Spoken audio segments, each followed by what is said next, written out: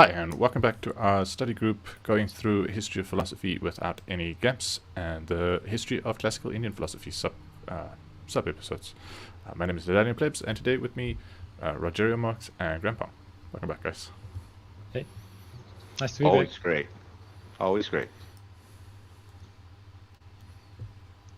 So today we will be talking about yoga, so it seems, and on the viewpoint of its supposed founder called Patanjali, right? Okay, so let's dive in. Sure, go ahead, Nerdalliun. Yeah, supposed founder. I think that this one is a bit more sure, but Patanjali, even though we know nothing about him, I think at least the name is relatively certain that he wrote the sutra, the Yoga Sutra. Yeah, but you will see how it might have been just attributed to him. You will see how scholarly notions and traditionalists kind of have their their ways of seeing things. I think. Okay, so to see that, let's check on the slides. So today we will be talking about yoga, both in theory and in practice. Basically based on the Patanjali Sutra, the sutra attributed to a sage named Patanjali, who this name rings a bell, of course, but scholars are quite certain this is not the same as the grammarian Patanjali who commented on Panini. But anyway, this is a statue that is found in northern India and is dated from 2012. So they made a proper homage for this sage who left a quite interesting legacy that we will learn about. But before that, a few terms to start with. So terms that in the study of these two episodes, the presentation of yoga by Peter Adamson, and then the interview Peter Adamson conducted with the scholar Philip Maas.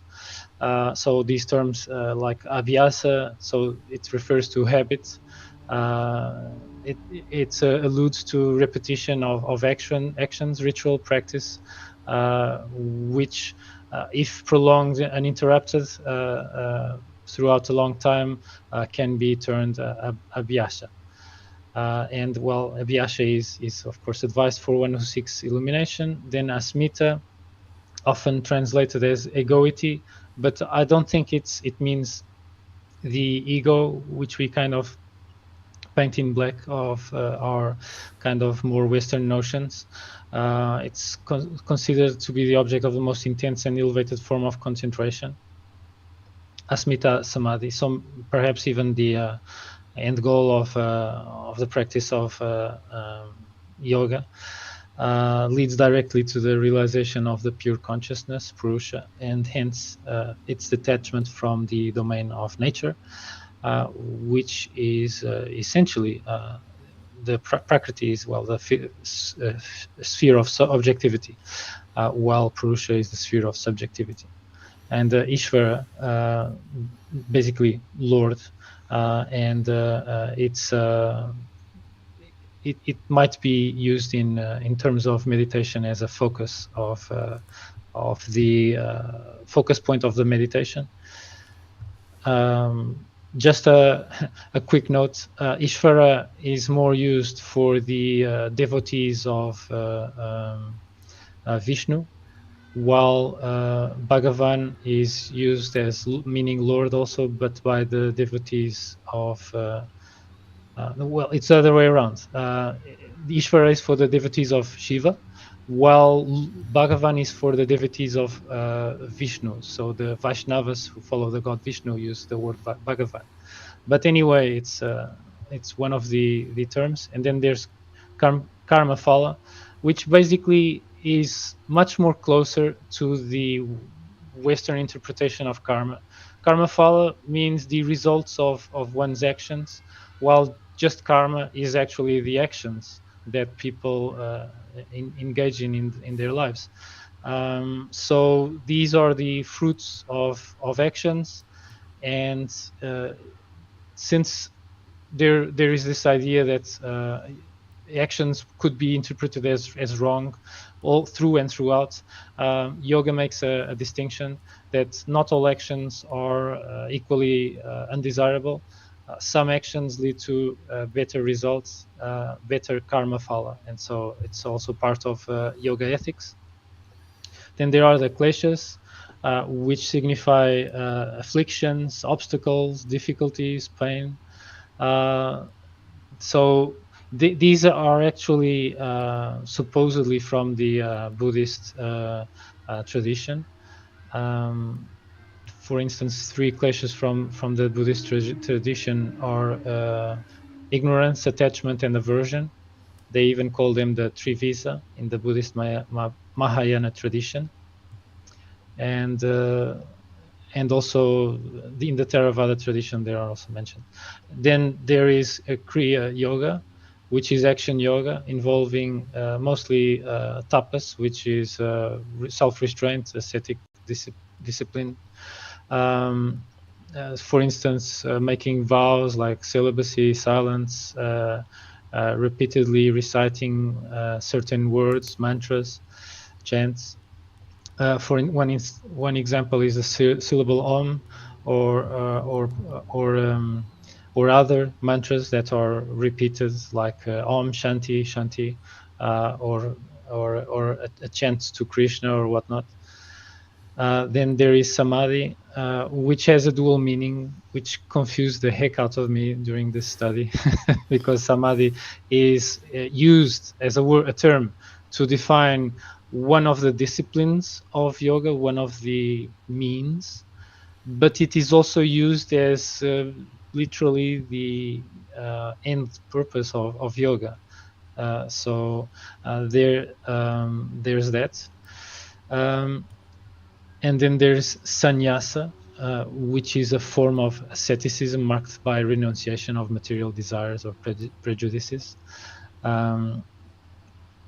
Then viveka, so unwavering discriminative discernment.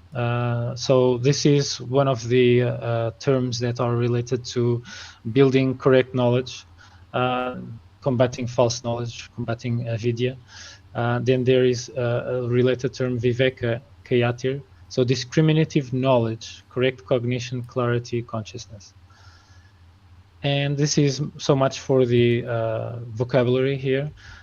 We can always return to it if there is any question arises. But going to the sage named Patanjali, who even gets the epithet Maharishi, signifying great sage. Scholars like Philip Maas believe that he lived somewhere between 325 and 425 Common Era, having flourished right around the time at which Ishvara Krishna wrote his Samkhya Karika of the Samkhya tradition. Legend has it that he is the reincarnation of a divine serpent named Ananta. So I like that Peter Adamson never leaves these details out. He's staying consistent since the episode on Pythagoras. Also, traditionalists claim that his work was commented by Vyasa. So Vyasa is a very, very big name in Hindu tradition, being associated with the sage Veda Vyasa, who compiled the Mahabharata and divided the Vedas. So a really big deal in the entire subcontinent. But scholars don't agree with that. They question that. Patanjali is said to have attained samadhi through yogic meditation in the southern part of India, Tamil Nadu, although he is supposedly from Uttar Pradesh. This is the best I could gain from his biography, which even Philip Maas was very, very clear. It's very difficult to get biographical details from this individual. Also, tradition has it that he was born 5,000 years ago, supposedly. So very, very different than what scholars are saying in a village in the district Uttar Pradesh. So thus, because the date attached to this place is 5,000 years ago, that's my importance to give a disclaimer here that this is my guesswork. I have no idea where he was born for sure. His legacy, main legacy, probably there's more, but what we know is the Yoga Sutra, so a condensed aphoristic remarks, and the Yoga Shastra, commentary supposedly also penned by himself due to the philology studies on these texts, giving the conclusions that, or yielding the conclusions that the style of writing is so similar that it's very likely both the sutras and the commentary was written by the same person. Also, as scholar Philip Maas mentioned, the scholars have pinpointed this dates between 4th and 5th century due to the fact that Patanjali explicitly mentions Vijna Navada, a Buddhist theory that was formulated by an author named Vasubandhu, who lived in the 2nd, 3rd centuries. And also Bhartrihari's commentary Vakyapadya mentions the Yoga Shastra. And since the Bhartrihari is from the 5th century, thus roughly pinpointing the date in which Patanjali lived to these 2 centuries. One interpretation that I got from this contrast between the Yoga Sutra and the Yoga Shastra is that the Yoga Sutra seems more like concise mental notes for teaching, a bit like how properly made slides with scant text. I'm speaking against myself even. So how they work, that they are prepared for the students and for teachers to elaborate on them by expanding and explaining them during lessons. While the Yoga Shastra provides technical details and is perhaps similar to what today would be called a teacher's manual. So see how the thickness in a teacher's manual usually differs with the student's manual, and well, to me that is more or less also the similar distinction between the Yoga Shastra and the Yoga Sutra, and maybe this is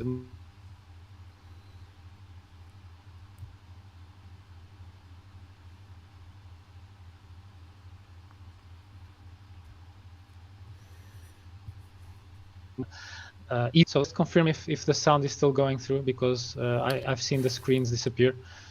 Oh, you were gone for about 15 seconds, I'd say.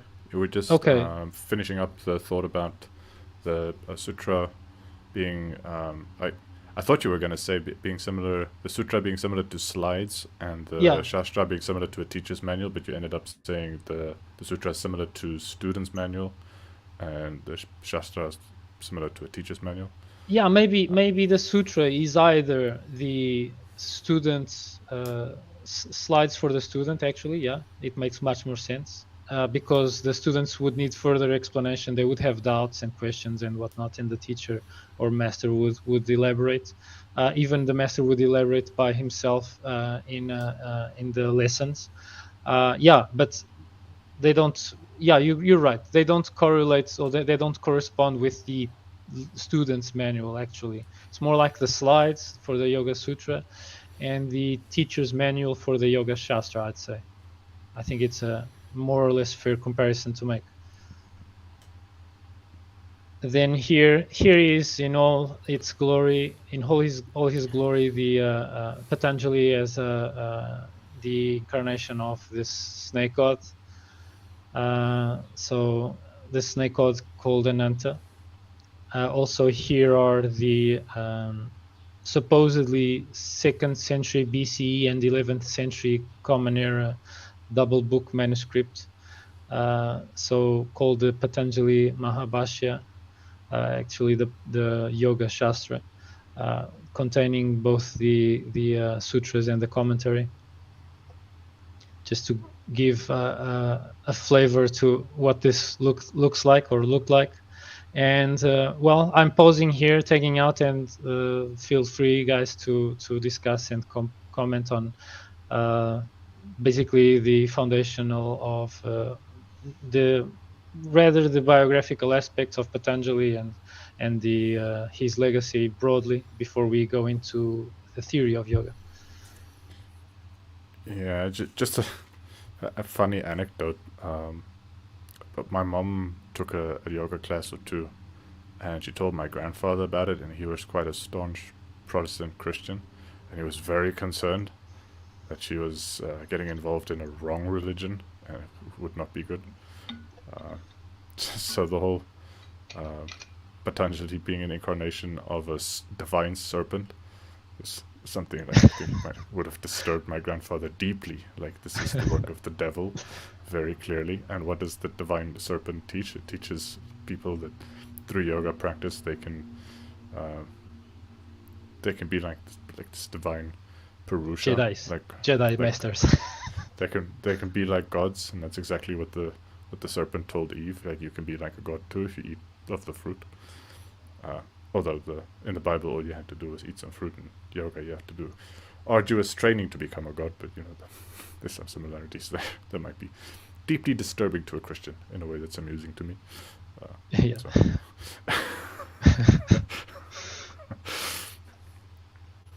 Sounds like you're finding out your grandfather was right after all.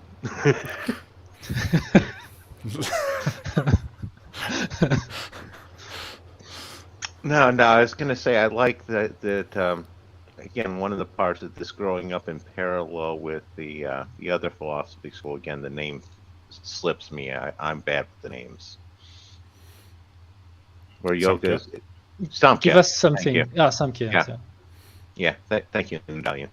Yeah, no, with Samkhya, how the two of them seem to be like parallels. One seems to be almost an inner, and one seems to be an outer sort of school. More physical versus more the philosophical. And yeah, no, I'm very sympathetic towards yoga. A lot of the principles, and I kind of like the idea of the author being the reincarnation of his previous self. But if you got to be something else, I suppose the serpent's works. Tag. Yeah, well, I think we can test whether yoga works or not in our daily life, and also with scientific studies. But I don't think anyone will test anytime soon whether or not Patanjali was a snake god in a previous incarnation. Just like we probably won't figure out whether Pythagoras' claims of being a bush in a previous life also held any leaves. Okay, so, well, we can go forward with the yoga in theory. Basically giving us a take two of Samkhya in a way, with some notes, added notes from yoga, basically. So yoga in theory.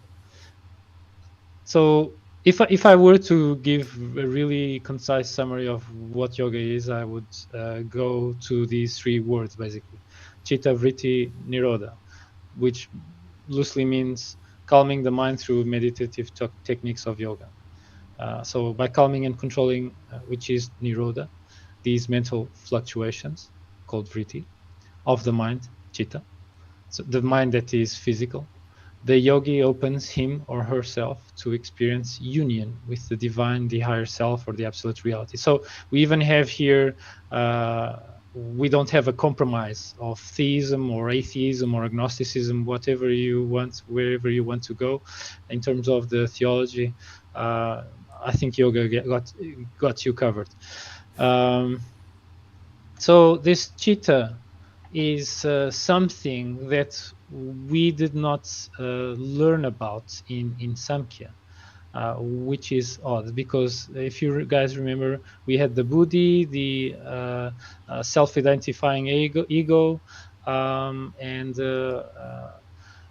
some other quantity, but we did not have the chitta. So I'll go forward here in a slide and check it out. So we in the Samkhya theory, I was counting them again to make sure they were 25, and I even counted at first the 3 gunas, the 3 qualities, but the 3 gunas are not elements. Otherwise, I was getting 28 and getting frustrated. Then I realized they weren't counting them. At least Adamson didn't count them in his episode on Samkhya. And sorry for the small text, but there are 25 of them. But we only have buddhi, ahamkara, and manas. We don't have any chitta anywhere. So I added this, to which Patanjali seemingly adds chitta, the awareness of inward consciousness. So maybe chitta is actually our own self-purusha, perhaps, or something like that. Who knows? But going back to where I was. So long as the mind or the intellect of the individual is impure and unsettled, a bit analogous to how a pool of muddy water, if disturbed, it becomes even muddier and more opaque. So it cannot directly understand anything. Basically, we cannot see the floor, the ground under the puddle. Cannot directly understand anything profound about their self or the cosmos, I would say. Thus, for almost all Indian philosophy schools, yoga practice or any form of yoga is considered a necessary practical side of a philosophy of life, which I kind of sympathize with, giving my background in Hellenistic tradition. They emphasized in the Hellenistic traditions ataraxia, eudaimonia. So these either cleanliness of emotional states, of having no passions, no apathos, or eudaimonia, having bliss, an inner bliss, which are also two concepts very much mentioned and emphasized in yoga, as we will see. Also, there's this notion that we can only be liberated by all forms of suffering by attaining direct experience that such suffering is preventable and unnecessary through direct knowledge of the self's distinction from the physical world, including our body, mind, and the ego. So basically, pain is something physiological. Suffering has always a psychological component. And if the individual, to be sure, not just overnight, but through many years of practice and patience and perseverance and resoluteness, they might attain some level of removal from suffering, or they might at least minimize suffering. If suffering is minimized, that's a win. I should say I'm not a kind of all or nothing advocate that we are either liberated completely or not liberated at all. I think there is much to gain even from a partial or even fractional improvement in what regards this suffering business.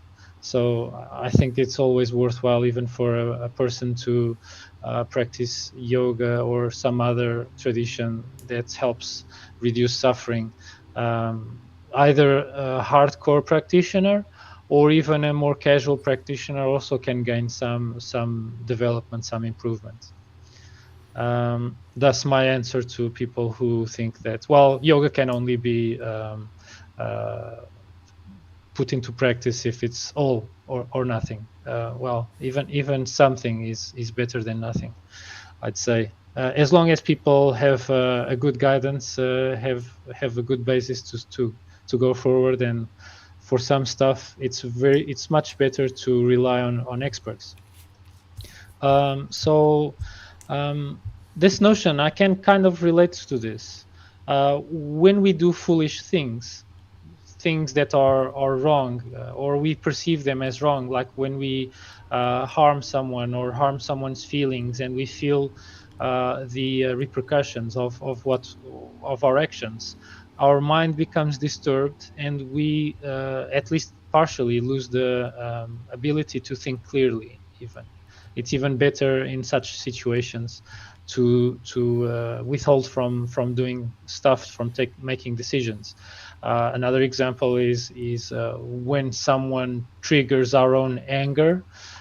During these bouts of anger, we are not also, I would say, human beings capable of making good decisions, and thus it is always a good policy when anger arises to withhold from action, basically, until the anger subsides. So, and in contrast, when we behave wisely, when we see that the fruits of our actions are bringing value to ourselves and others, or just others, or just ourselves, without the detriment to others, we feel more at peace, and it might contribute for a clearer mind, a less disturbed mind. Thus, it helps for rationality to work for whatever it is we need to pursue in later stages of this yoga development. Then a summary here of the Yoga Sutra, which corresponds equally to the Yoga Shastra.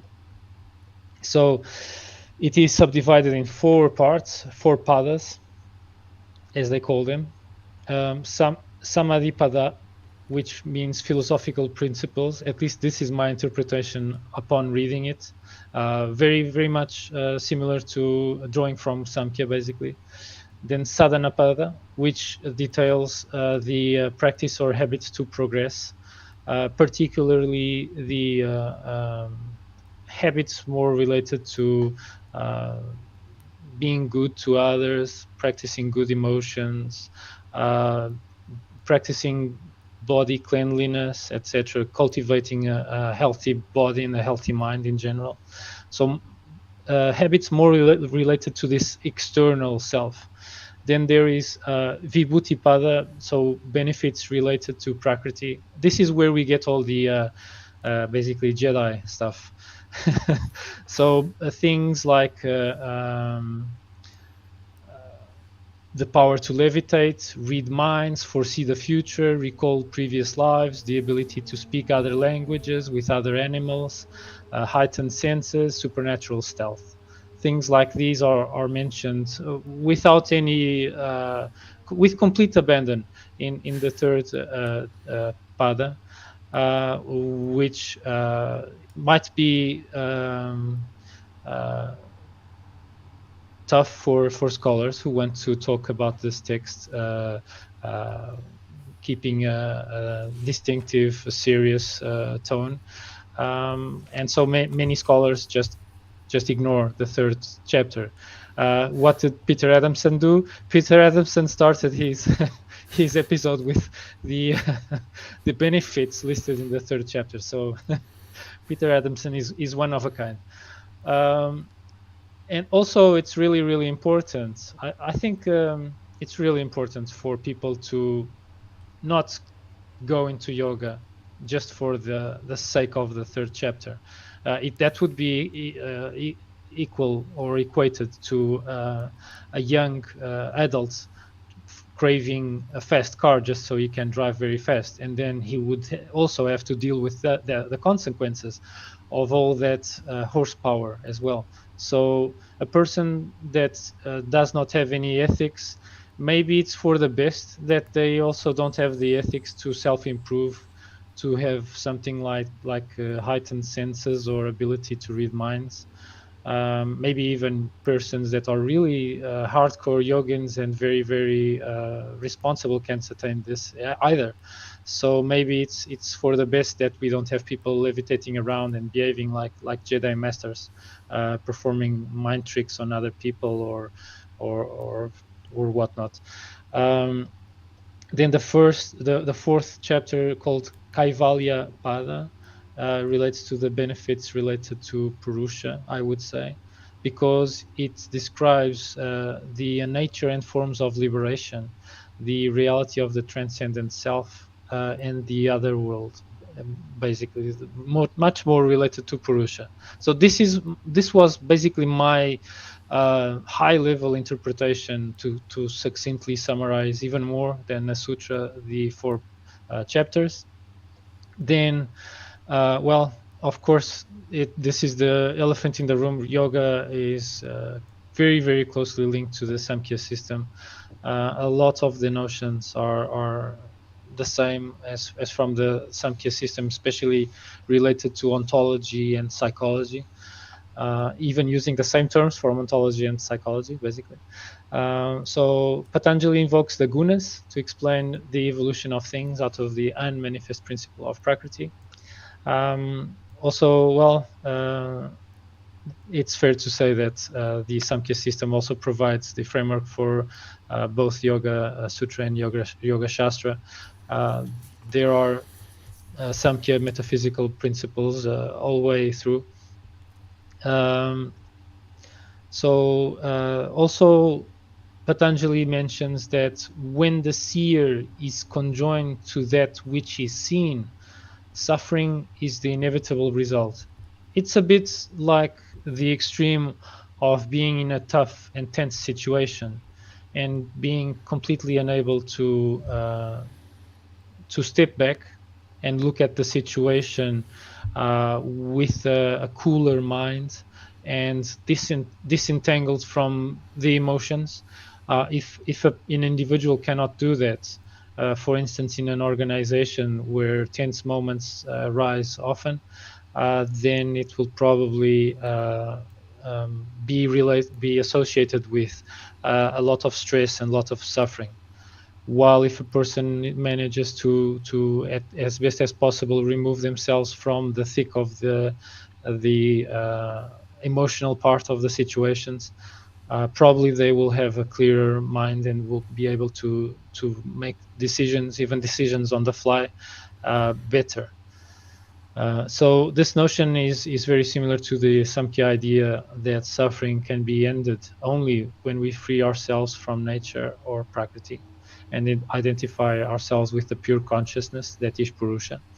So basically, when crisis strikes, the go-to system of emergency is to try as best to disentangle from fear, from panic, from anger, as quickly as possible as well.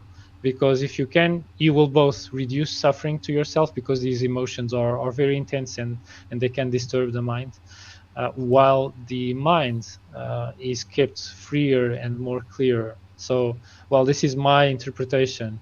Of course, maybe also bringing some Hellenistic principles to the mix as well, but it doesn't seem very, very far-fetched. Also, the Yoga Shastra is even more elusive to Samkhya than just the Yoga Sutra. It shows how the many elements of its cosmology and psychology could be fitted into the apparently simpler account of the Yoga Sutra. So it could be useful to have that in mind. A question here that I had is the Yoga Sutra, Yoga Shastra rendered unnecessary by the Samkhya Karika, even? Because, well, at least in terms of the cosmology and psychology, the Samkhya Karika seems to have these bases all covered, one could say. Yeah, that is a fair assertion, but yoga picks up on these principles, these ontological and psychological principles, and uses them as a frame to delineate and describe in sufficient detail for an individual to implement in their lives daily practices. It's kind of like, okay, so the reality of things is this, and what can we do about it? What we can do about it is what Patanjali brings to the mix. So Prakriti is and Purusha is, and what can we do about this supposed ultimate reality? Well, we can do all these practices that we will learn about. So basically, although Samkhya Karika provides a blueprint, the Yoga Shastra, Yoga Sutra focuses on practice, works like a kind of more like a user's manual in comparison to Samkhya Karika being more like a blueprint of the of being. Both emphasize the goal is higher knowledge or insight, but it only comes when we manage to discriminate between nature and consciousness. Even Adi Shankara of Advaita Vedanta would agree that we need to figure out that there is a part of the universe that is being covered by nature. Nature as like a very colorful peacock, and we need to figure out the deeper aspect of things. So furthermore, the Yoga Sutra and Yoga Shastra are important because it is not enough to have an intellectual notion. As I say here, propositional knowledge does not match experiential knowledge. One can just say that doing yoga will improve your flexibility, but saying that does not improve your flexibility. You need to actually do the work that results in improving your flexibility, or going to a martial art like me and Nerdalliun know about. It's not enough to describe a technique as how you place your center of mass, how your knees are bent, how you twist your torso when you do the technique, and whatever it is you do with your leg work and your arms in sync, basically. Sometimes even simultaneously for the technique to be effective. One thing is saying it, is describing through language the technique. Another thing completely differently is actually understanding another person demonstrating the technique, and then practicing the technique until the technique comes naturally and effectively. Also, in terms of epistemology, well, this is not to beat the already beaten horse. Samkhya also yoga, just like Samkhya, accepts the three pramanas of perception, inference, and the word from reliable sources, aka scriptural testimony. So basically, texts like Vedas, the Bhagavad Gita, and texts by these great sages or Maharishis like Ishvara Krishna and Patanjali, or could be considered good reliable sources. Then, of course, in terms of ontology, yoga basically accepts the ontology from Samkhya with this addition that I inscribed there in bold. Patanjali adds chitta, the awareness of inward consciousness. So maybe it's 26, or maybe chitta is something, or some different interpretation of manas, perhaps. Then going forward to theology. So in terms of theology, is it a departure from Samkhya? Because Patanjali explicitly recommends to us, instead of just contemplating the self, to shift focus to contemplation, aka samadhi, of God. Here we have Vishnu and Shiva with their respective wives mounted on their mounts, and even Shiva is accompanied by Vinayaka, also known as Ganesh, so the elephant-headed god. And up in the heavens, we have, in a very similar fashion to how God appeared in Monty Python's The Holy Grail, if I get it correctly. So he appears in the middle of the clouds, but here we have Brahma in the middle, and the other figures, I don't know who they are because it wasn't in the legend. But anyway, there is in Hinduism hardly lack of gods. So there are gods for every choice and every taste. Everyone according to their own psychology and diversity and taste and choices. Everyone has a lot of choices there.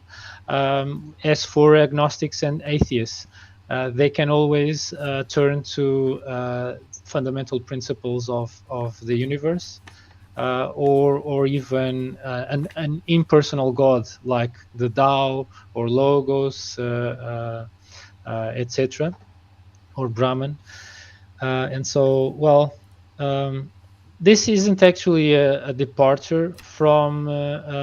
So here is Patanjali thinking about Vishnu. Vishnu there with the conch shell, the disc, the club, and the lotus flower.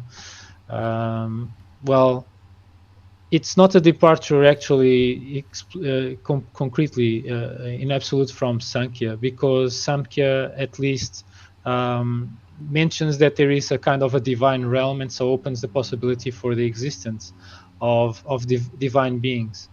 Although these divine beings might not be as awesome as fundamental principles of the cosmos, because maybe they're just like superheroes compared to human beings. They just have more powers and live longer, etc. But they might just be more advanced, like AKA hominids or whatnot, and they just have clearer minds than us. And so, supposing that they exist or something like that, even so, they might be worthwhile role models to guide, to focus on during meditation, and to wonder how can a yogi who is focusing on them become a bit more like them, a bit more virtuous, a bit more clear-minded, a bit more identified with Purusha. So basically, a divine being could simply be a particularly pure version of consciousness, relatively untouched by the turbulence of the natural world. And at least in my opinion, I find the God concept useful, perhaps a bit like how Spinoza thought of it, or Marcus Aurelius as well. It seems useful for justifying meditations, either Western meditations where people just think about things at the beginning or end of the day, or these meditations in which we do it more like the Eastern style, in which we withhold our senses even to help attaining a more clear mind. So using the concept of God or a perfect being to orient the meditations, acting as a compass for divine command ethics. So kind of wondering what such a being would want, would ask of us, or would do in a situation in which we are involved.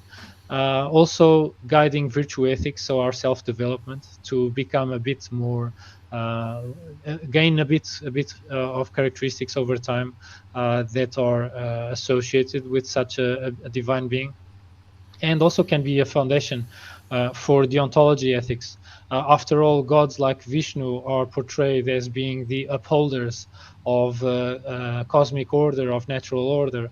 Even to give an example from the West, the goddess Athena is constantly upholding order and removing chaos by helping heroes slay demons and monsters and whatnot. So even though they are arguably by many people just concepts, meditating on such refined concepts that are arguably like avatars of excellence might be useful. Also, the gratitude aspect of meditating on the supposed primary substance or prime mover or arche or foundation of the entirety of being also can trigger quite intense gratitude. So it's also worthwhile to keep that in mind.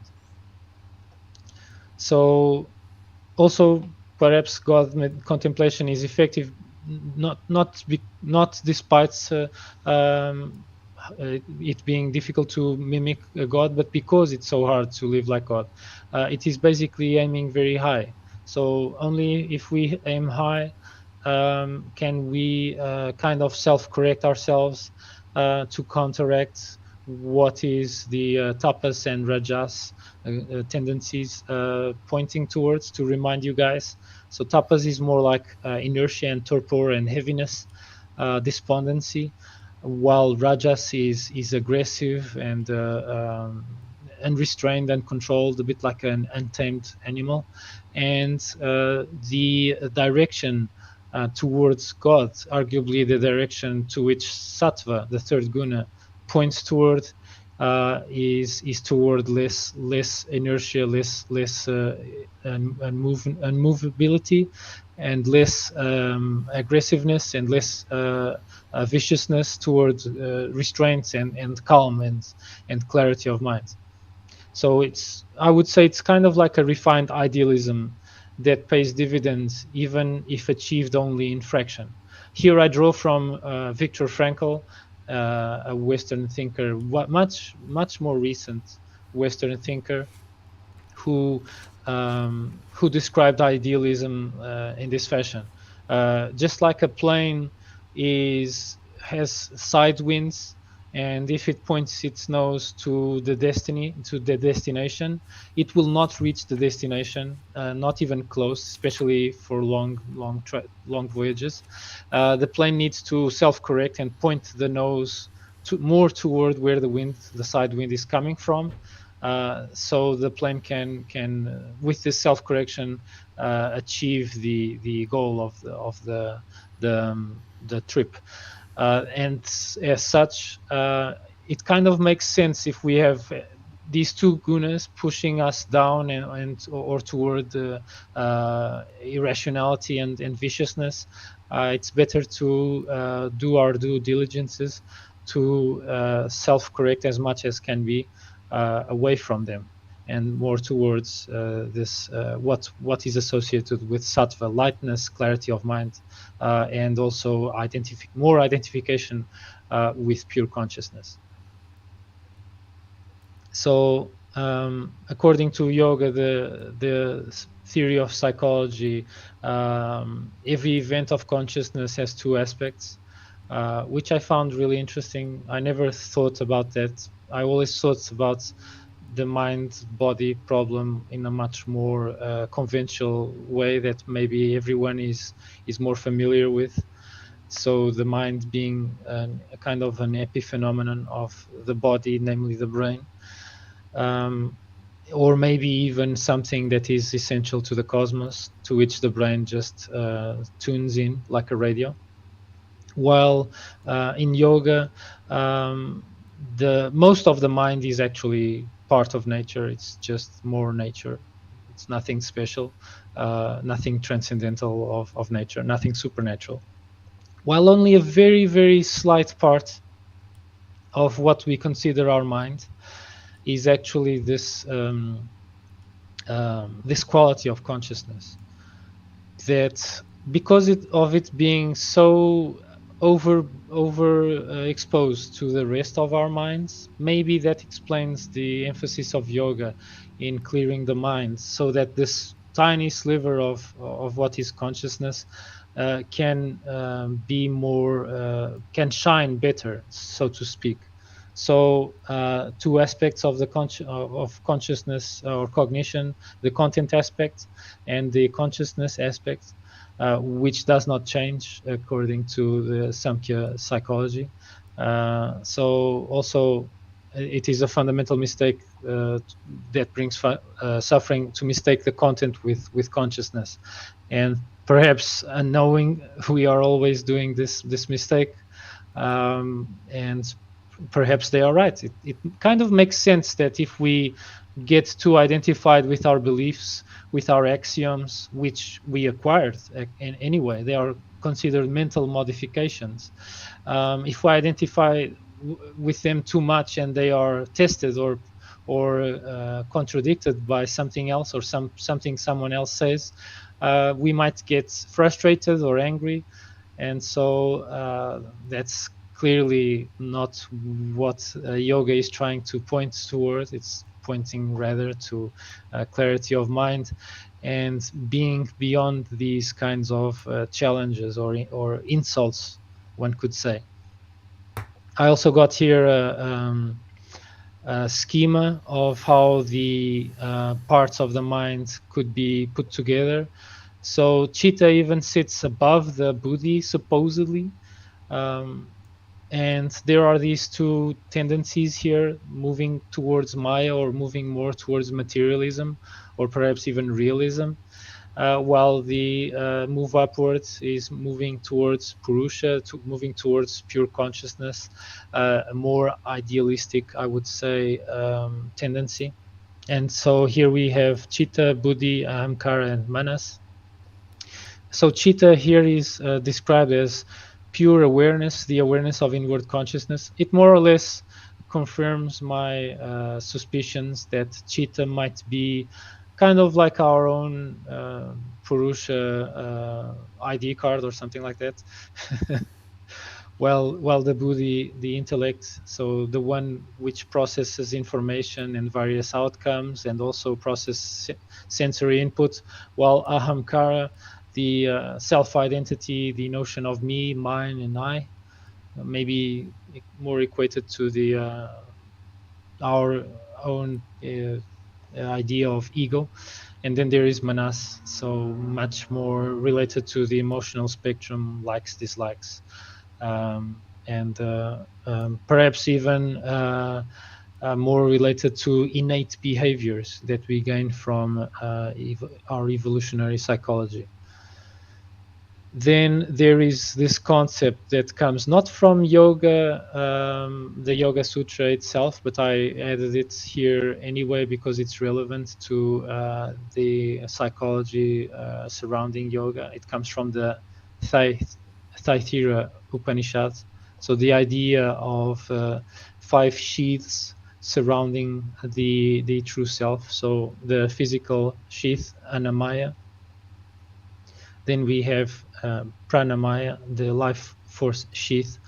The prefix prana might be familiar with you. So prana loosely equates with air, namely oxygen, and how oxygen flows through our body and is processed supposedly as according to what we know in mitochondria that can produce heat and can keep the body going, basically. The mitochondria is the powerhouse of the cell, so they say. Then we have the mental aspect, the mental sheath, Manomaya, which deals with emotions, feelings, likes, dislikes, fears, and phobias. Then we have the Vijnanamaya, so the wisdom sheath, supposedly higher mind, related to inner consciousness, inner voice, values, belief systems, intellect. So maybe that which we are trying to cultivate with this entire enterprise. Then we have the Anandamaya bliss, or aka bliss body. So being with self, nature. Perhaps this is what people try to connect with when they try to connect with their inner child. And then finally we have the Atman, the one, which is perhaps that which is most closely related to Purusha. Then going forward, still with psychology, there are 5 states of mind, and these 5 states of mind also give us a kind of mental development roadmap by the tradition of yoga. So the state in which many children are, the monkey mind, focusing, constantly changing the focus of their attention to one thing and the other, becoming bored very quickly, and hardly having any stability in terms of what the mind gives attention to. This is not, of course, an exclusive state of mind to children. Many adults also go in and out of this state of the monkey mind. When we feel that we can't focus, we can't concentrate, and there are thoughts racing in our mind, perhaps that is a sign of this state of mind manifesting. Then the donkey mind, it's related to dullness, to laziness, to torpor. Then the third one, vikshipta, the butterfly mind. This one is a partially focused mind. So wise people might be entering in and out of this state, while the the ekagra is the completely controlled, the one-pointed attention, and the niruddha is fully focused mind, where even the external self just dissolves into the conscious attention. Well, so if we understand these states of mind, so if they have any bearing on reality, we may learn how to transcend the limitations of our mind, and access profound insight, inner peace, and in the end are actually our true selves, ourselves beyond the mental modifications that we pick up during our lives, which we might be tempted to identify with, sometimes very strongly, often to our own dismay, depending on the circumstances. Then there are the 5 afflictions. We got 3 from the Buddhist tradition, but there are actually 2 more within the yoga tradition. So avidya, wrong knowledge. Who hasn't had or seen people with wrong knowledge? Then there is asmita, delusion of self, the false notion or perception of the self as identical with buddhi or the mind, when in fact it's more the chitta or purusha. Then there's raga, cravings or desires. I would say uncontrolled desires. Desires are there, they are part of nature. The problem is when they get so out of control that they define our day. A bit like how video games per se are not bad, and wanting to play video games, I would say, is not a bad thing, especially if we can derive fun out of it, especially with friends. But when they monopolize our days and even limit what we can do otherwise, then I would say it constitutes an affliction, just to give an example. Then there are aversions.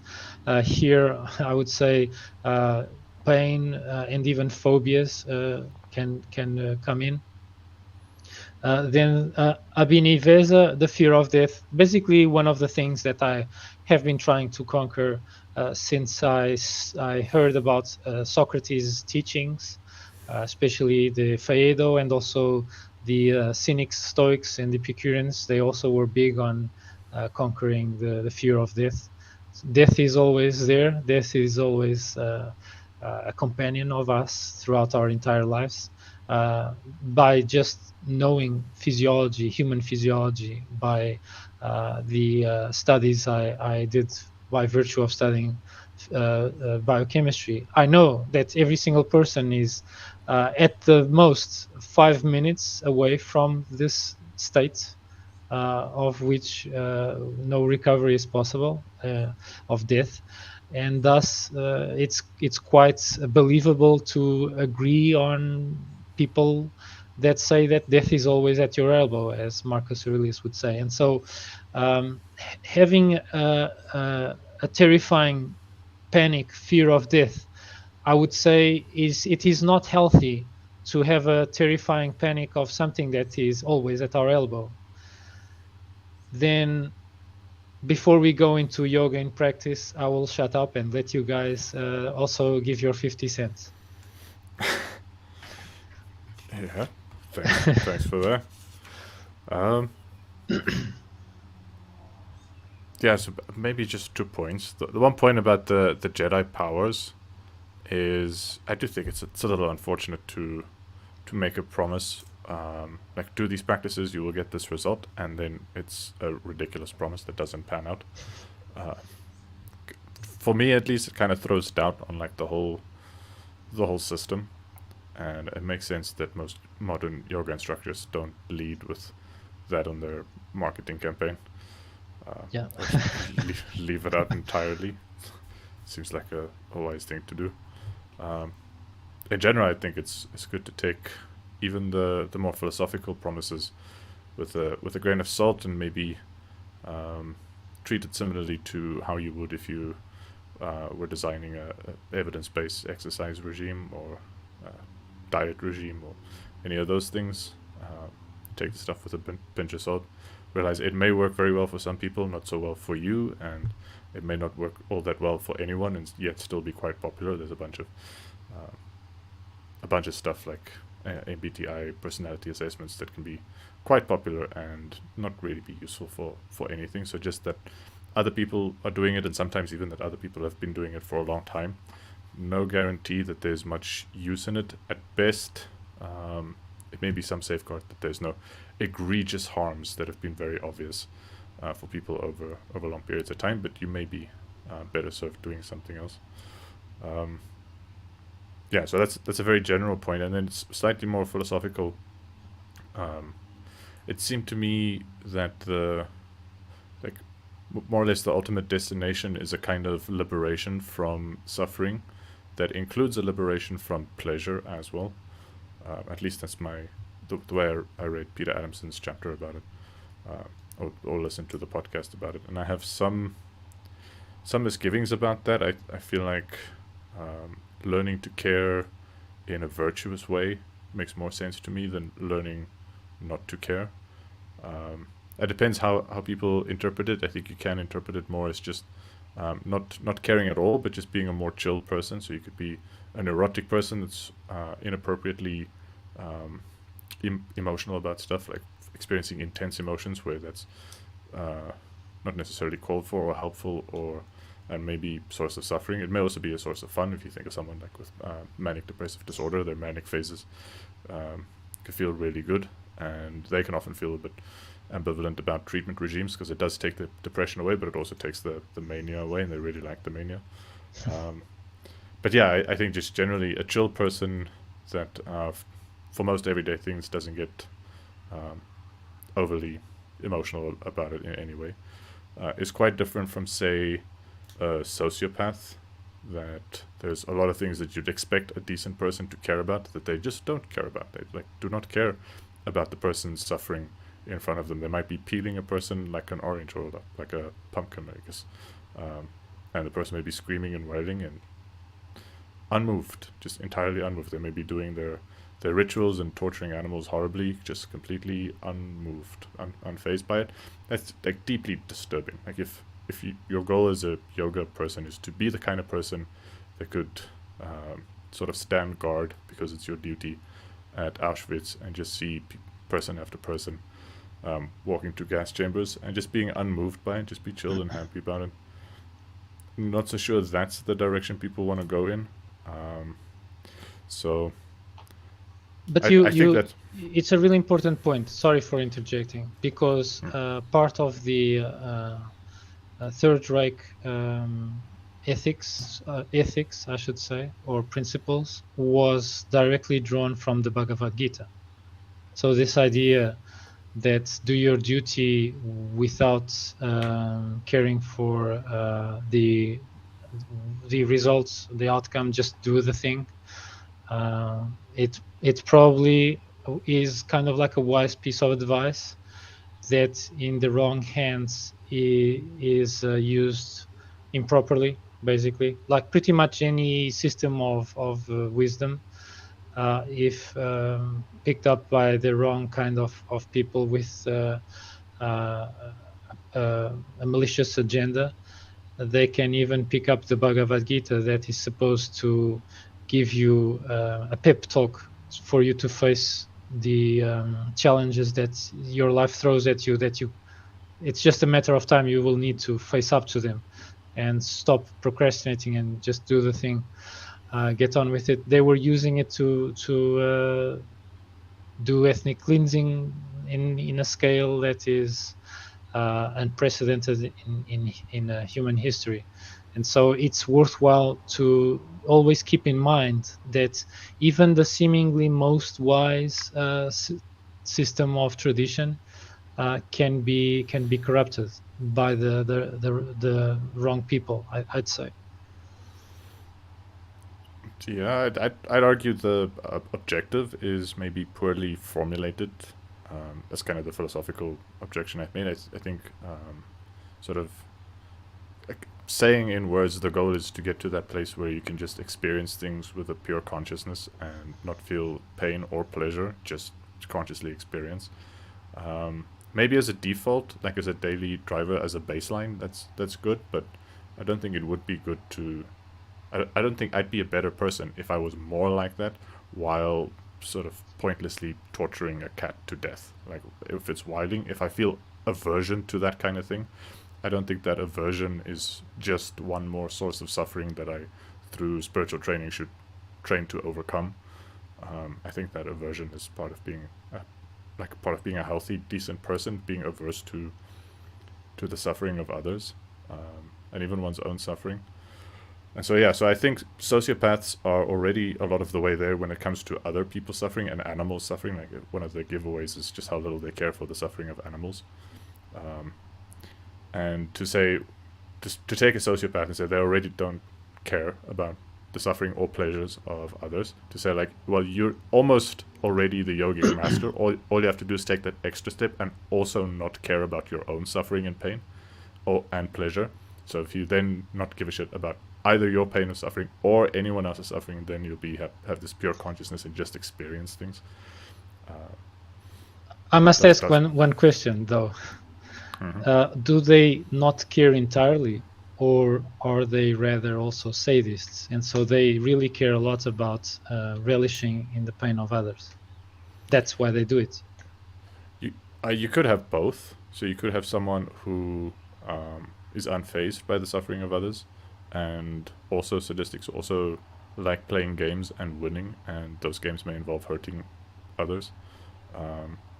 But there are, so a well-raised sociopath could be difficult to spot. They can have professions, and families, and be functional in a way that's not super upsetting.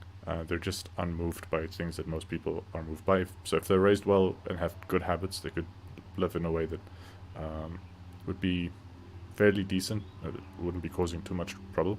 But then there are also people who are raised in tough environments, or raised to play the kind of games where you win by hurting others, and they may enjoy doing that. So I think sadism and sociopathy, they're not necessarily comorbid, but they can be. Nothing stops them from being comorbid. But they're not a mix you want a society to allow. Basically, you rather want people with psychopathy to be these paragons of self-restraint, that if a catastrophe or calamity or crisis hits, they are the ones that are most prone to act very calmly and take decisions very calmly, while everyone is screaming in panic. Maybe there is kind of like a silver lining to this kind of psychology. Of course, I completely agree with you that it can go the entirely other way around, and these people that are born with this kind of psychology are the people that become sadistic serial killers, people who abduct others just to torture them and whatnot. So I think this just gives even more importance to systems that give a response to human development, so as to people who are very squeamish can benefit, as people who are by their nature quite unmoved emotionally, they can also benefit and also integrate well in a society, I would say. Yeah. So, but anyway, I prefer the sort of formulating the goal as learning to let go of the things that aren't important and learning to care in the right ways about the things that are important. And like the right ways is hopefully not being overwhelmed in situations to the point where you can't act. But I also think there's something to be said for the ability to act appropriately in spite of feeling overwhelmed. And I think there are many situations where, say, courage really only shines when a person is really very scared. If a person isn't scared at all to begin with, I don't know, that's sort of not really what we mean by courage. Fearless isn't Fearlessness. courageous. Yeah. They're not the same thing. And I don't know, there's something more respectable about a person who does a heroic deed in spite of feeling understandable, rational fear, than someone who has just trained themselves to not feel that fear in the first place. And for some professions, like, you're exposed to dangers where you kind of have to not feel the fear like a normal person would. So, and maybe just in the course of the job, you get progressively exposed to it, and you get numb to a certain kind of fear. Or like surgeons would get numb to like the disgust and the aversion of cutting a person open or whatever, and they kind of need that for their profession. But I think for most people, it's okay to feel an aversion to like grievous open bodily wounds or to fear of heights. I don't think dispelling oneself of those kinds of emotions is necessarily the wisest goals to strive after. But yeah, people sometimes get really upset and really emotional about things that make no sense to get emotional about, and they make stupid decisions, unwise decisions, driven by intense emotions that are poorly founded in the first place. And yeah, for those people or I say those people, sometimes I'm like that in some ways. So to learn to not get so emotional about things that it doesn't make sense to get emotional about, and or maybe as a first step to just behave better in spite of those emotions, and then over time learn to not feel those emotions specifically, but then leave room for feeling sort of wholesome emotions in wholesome contexts. So feeling like enough righteous indignation when like a horrible miscarriage of justice has occurred, or feeling a reasonable amount of fear when faced with danger, or feeling like a wholesome amount of love for one's family and friends. Those feelings are effects in the body, and they can be pleasurable and they can be painful depending on what kind of emotion they are. And yeah, it sits poorly with me to try to rid humanity of all of the pains and pleasures that are associated with emotions, even though it does make sense to me to try to make better decisions and to behave more appropriately than people often, and me including, often do in the presence of overwhelming emotions and neurotic emotions caused by karma, by past lives and past experiences, that kind of thing. Graham, you've been quiet. What's going on? I didn't know quite how to fit a word in edgewise with you two guys there. You guys had a good roll going. No, I was going to say, I think the way that they set up, the Hindu system, they only expected the masters to be able to achieve that level. They just didn't expect, your typical human to even get close. And it's sort of like, you're judging that's the expectation, when the expectation was they're going to strive for that and constantly fail. It's sort of like trying to drain the ocean dry, when you're a kid at the beach, sort of concept. And, just going back on it, is I've seen too many things that yoga masters do that fall into the category of supernatural.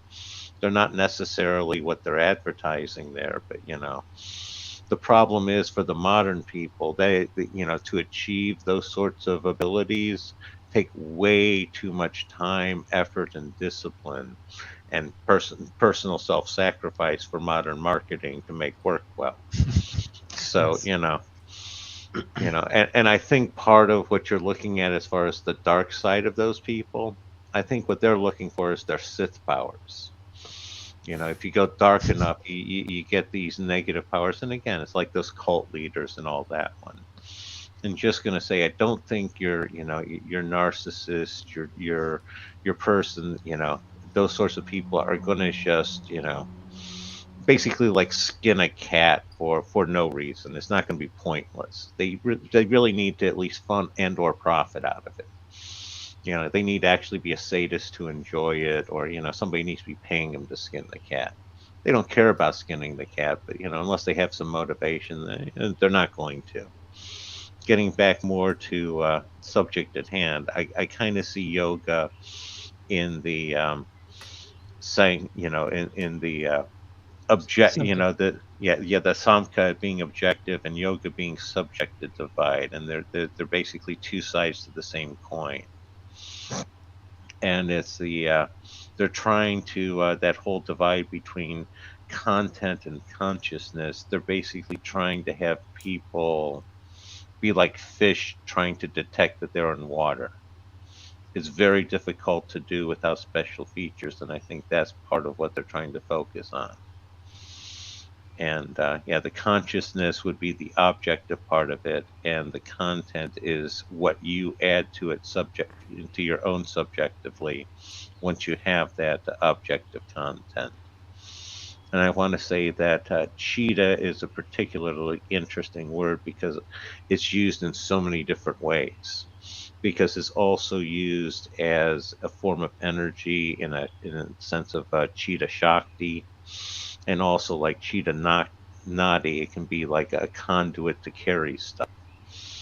And it's basically, I kind of had learned to it when I was doing my synchronization of like the Kabbalah tree of life, the chakra system, and some of the Taoist, the alchemy system. That basically the best fit for me was cheetah was like the stream of consciousness in the mind.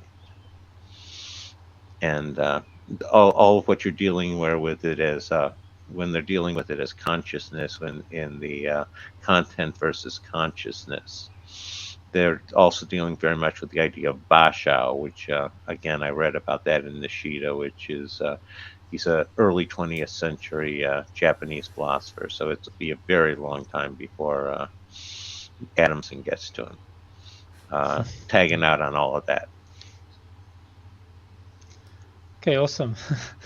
That's a lot to think about. I wouldn't even know where to start. But yeah, I agree. Adamson has a lot to process. I'd say before he gets to these people who are still alive in all parts of the world. I think he already reached some philosophers that are currently living. But yeah, there's a lot to go on that. And yeah, I generally agree with you that there's always a kind of a motive for people to do harm. They're either assigning meaning to something related to the harm that they are doing that is more valuable than the being harmed. Thus, the result of the equation will spell doom for the victim.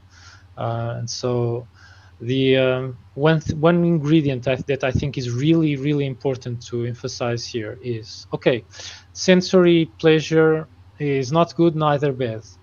It's only bad when it's out of control, I would say. But there is a counterweight to sensory pleasure, to sense pleasure, that we can cultivate.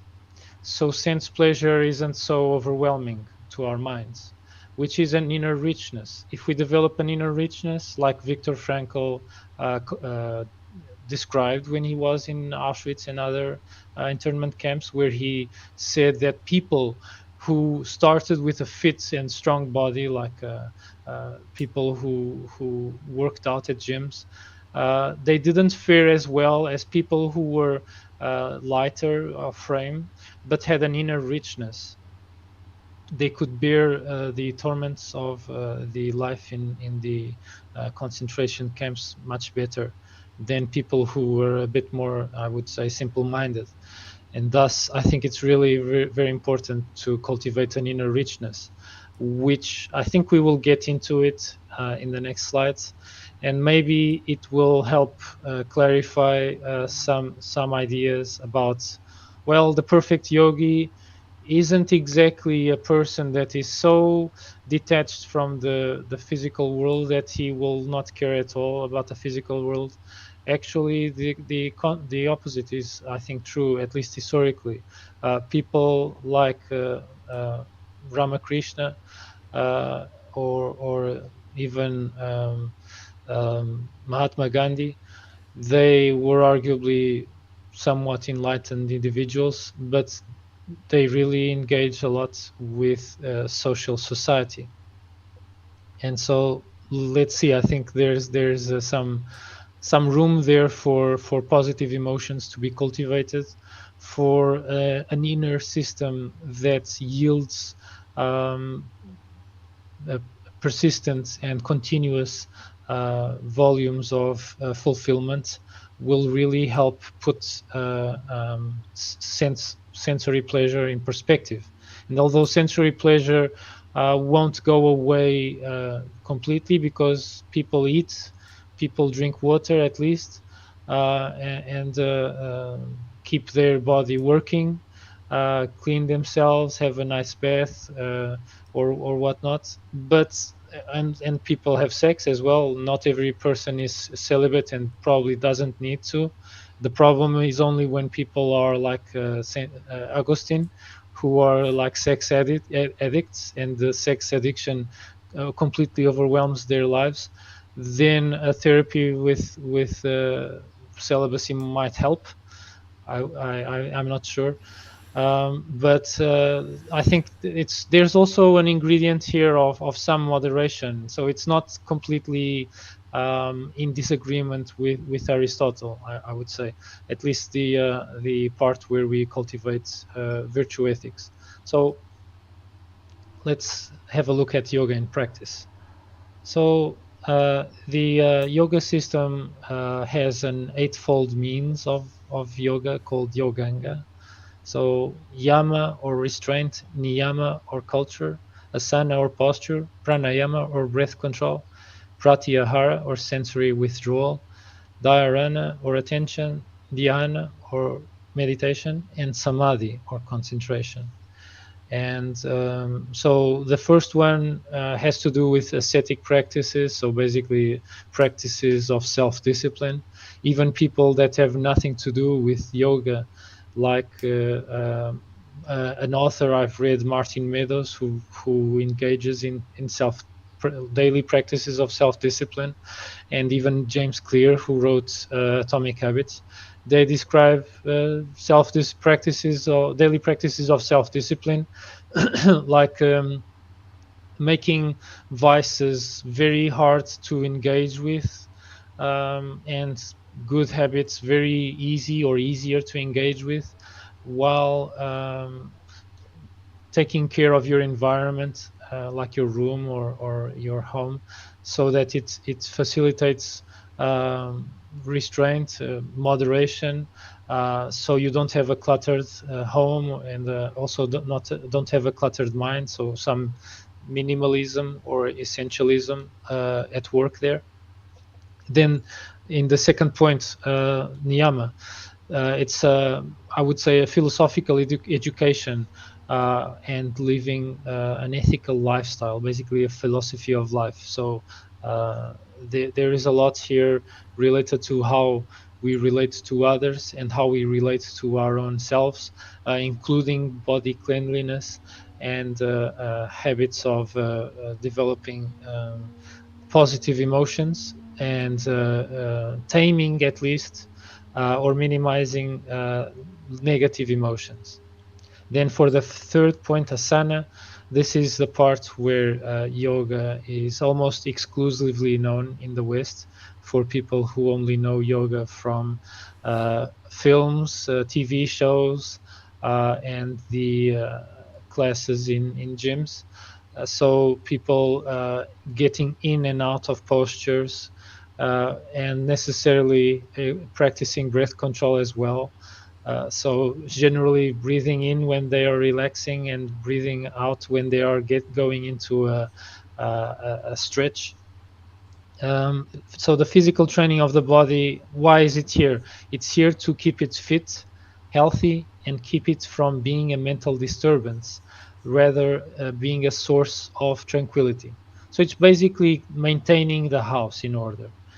Then for the breath control, so using the breath to further mental tranquility. If people are haphazardly breathing and they are prone to fits of uh, um, over ventilation, they and also just by the cycles of breathing and inspiration and expirating, the mind is kind of fluctuating by itself, and so it's difficult to keep a steady mind if you want to have a moment of clarity. Sometimes moments of clarity are really valuable, and knowing how to control the breath helps attain that. As for sensory withdrawal, this taken to the max is what people of sensory deprivation expose themselves to. They expose themselves to sensory deprivation, and then they give accounts of getting to know their minds way better. It depends on how the person's mind is. People might have a very terrifying mind with many negative thoughts. Probably a sensory deprivation won't be good for them.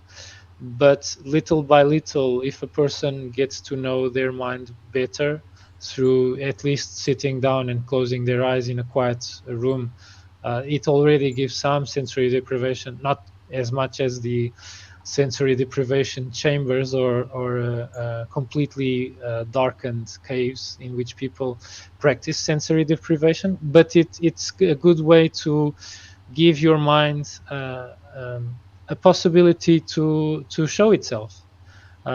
You might not like what you see at first because the mind is uh, might echo a lot of negative stuff that comes from the outside world, stuff from nagging family members, bullying colleagues, or even the mass media telling people that they are not acceptable or something like that.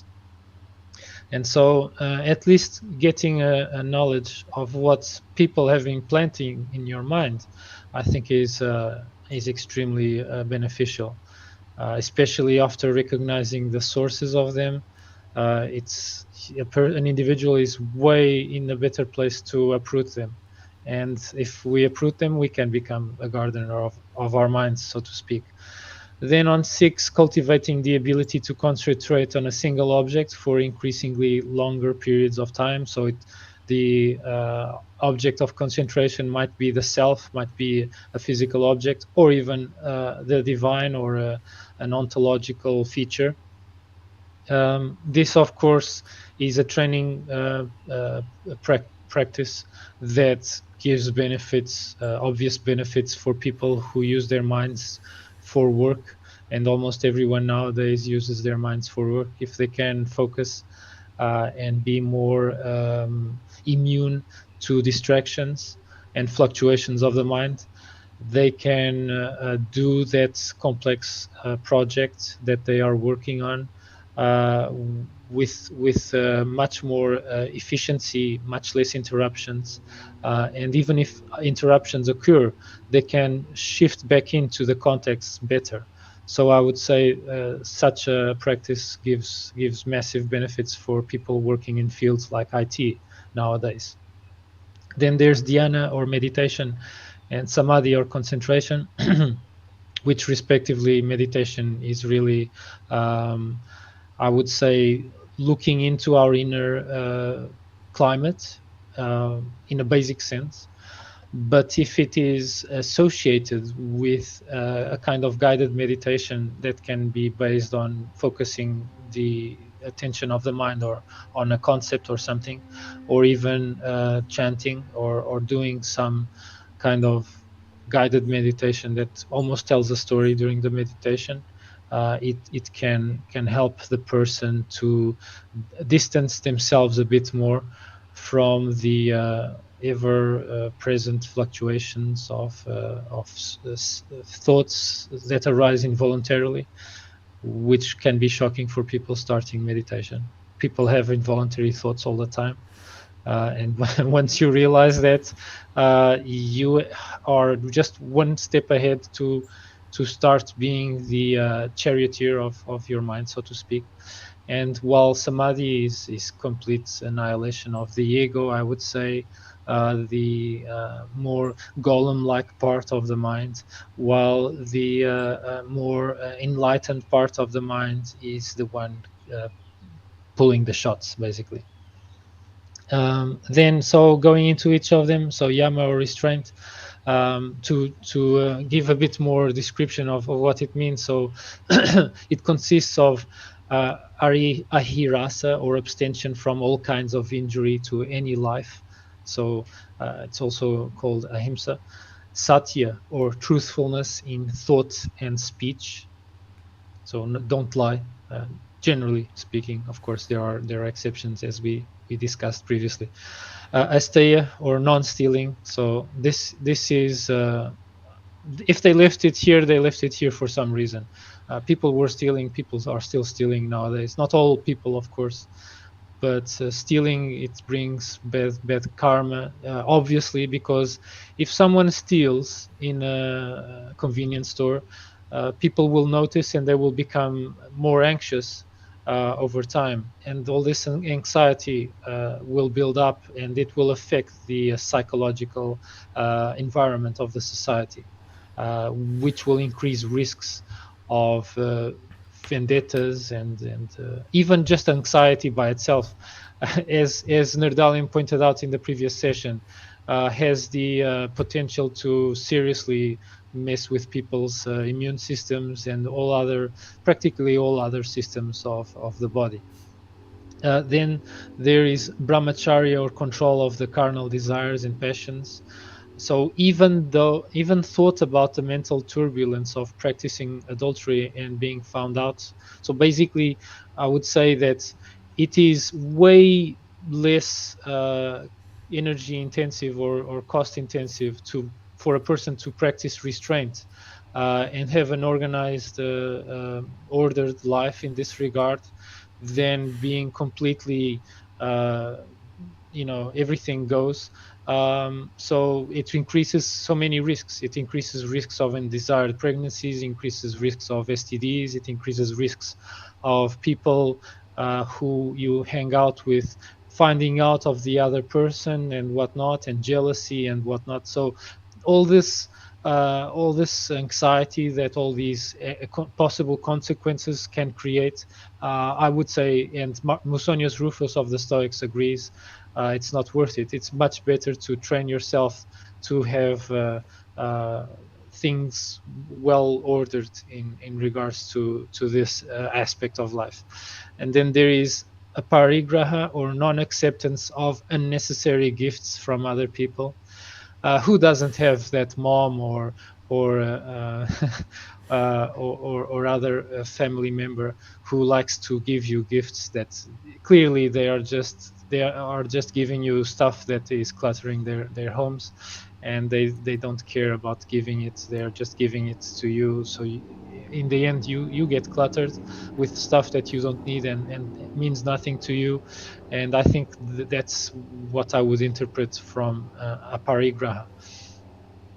Just by getting gifts, cluttering our house can just give us mental disturbance, just looking at them and having the association of, well, I accepted this gift against my own will, and there it is.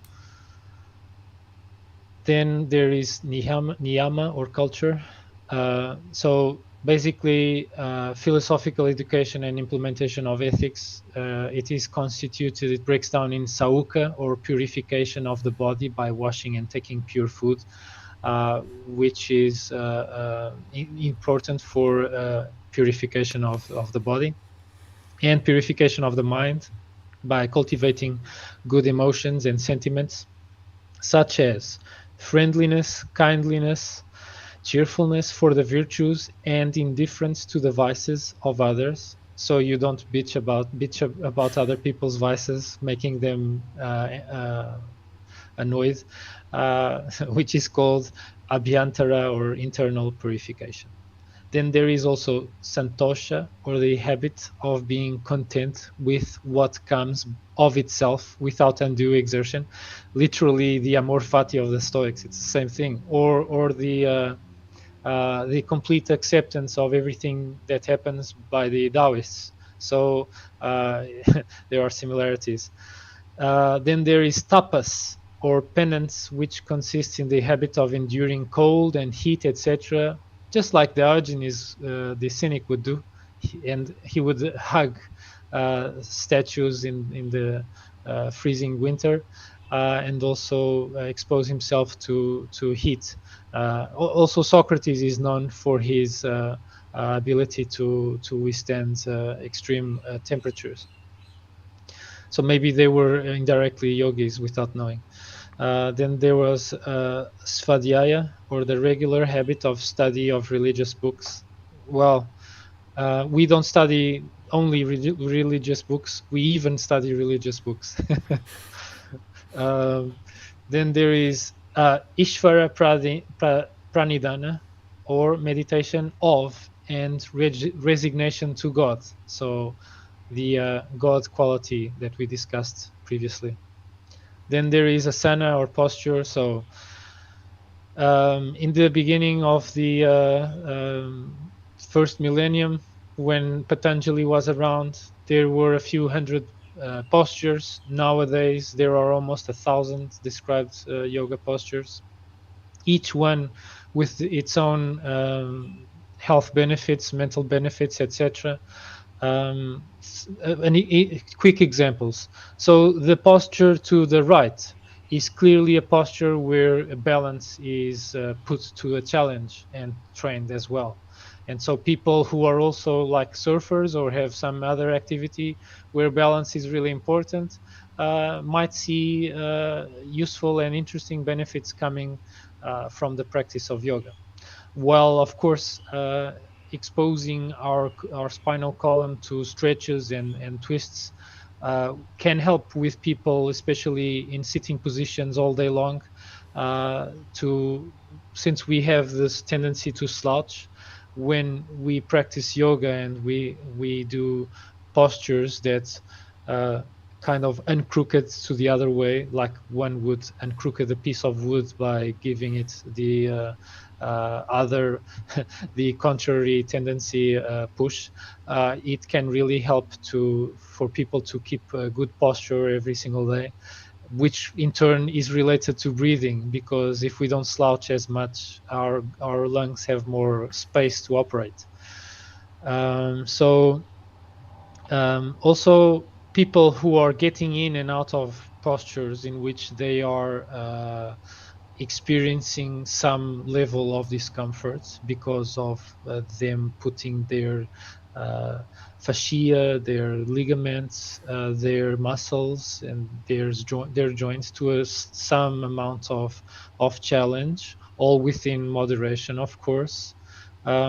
It is in a way in line with also what other wisdom traditions do, like Stoicism. So it is exposing oneself to discomfort. Exposing yourself to discomfort will give the mind the message that you shouldn't panic as much, you shouldn't hissy fit for nothing as much, because well, you can tolerate way more than you initially thought you could. Your mind is kind of needs to get the hint that it's not a snowflake or a greenhouse flower or something like that. And I think that exposure to adversity, challenge, and getting out of the comfort zone is really important for that as well. So the discipline of the body is as much necessary for the attainment of concentration as that of the mind. It is fundamental to keep the body free from diseases and other disturbing influences to help attain concentration, making the body as a fit vehicle for concentrated thought. So not as a kind of cult of the body. Oh, so I'm going to have a really toned body that I can exhibit in the beach. It's not about that. It's really about sane mind in a healthy body, so as to achieve higher levels of mental performance, be it in the wisdom that we can attain supposedly through higher levels of consciousness during meditation, which is arguably something of the mystical, to be sure, but also in our daily lives when we have a task that we need to do that demands concentration and self discipline.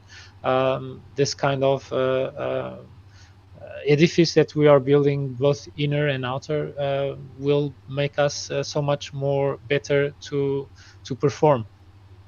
Then, as for the breathing, I put here the figure of a nose, because in yoga practices there's no such thing as using the mouth for breathing.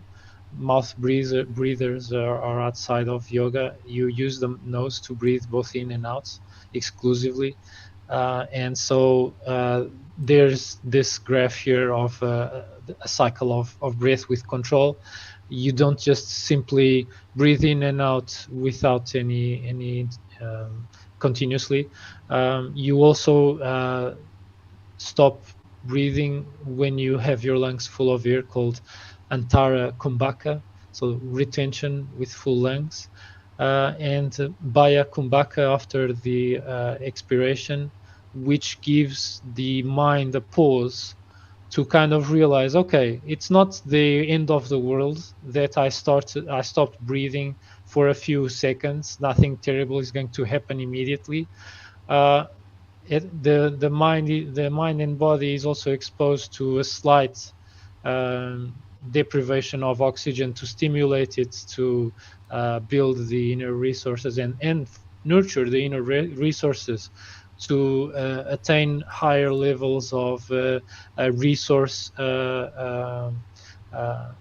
management, basically. Some yogis can withhold their breath for much longer than I can say count here, many minutes, maybe longer than this live stream.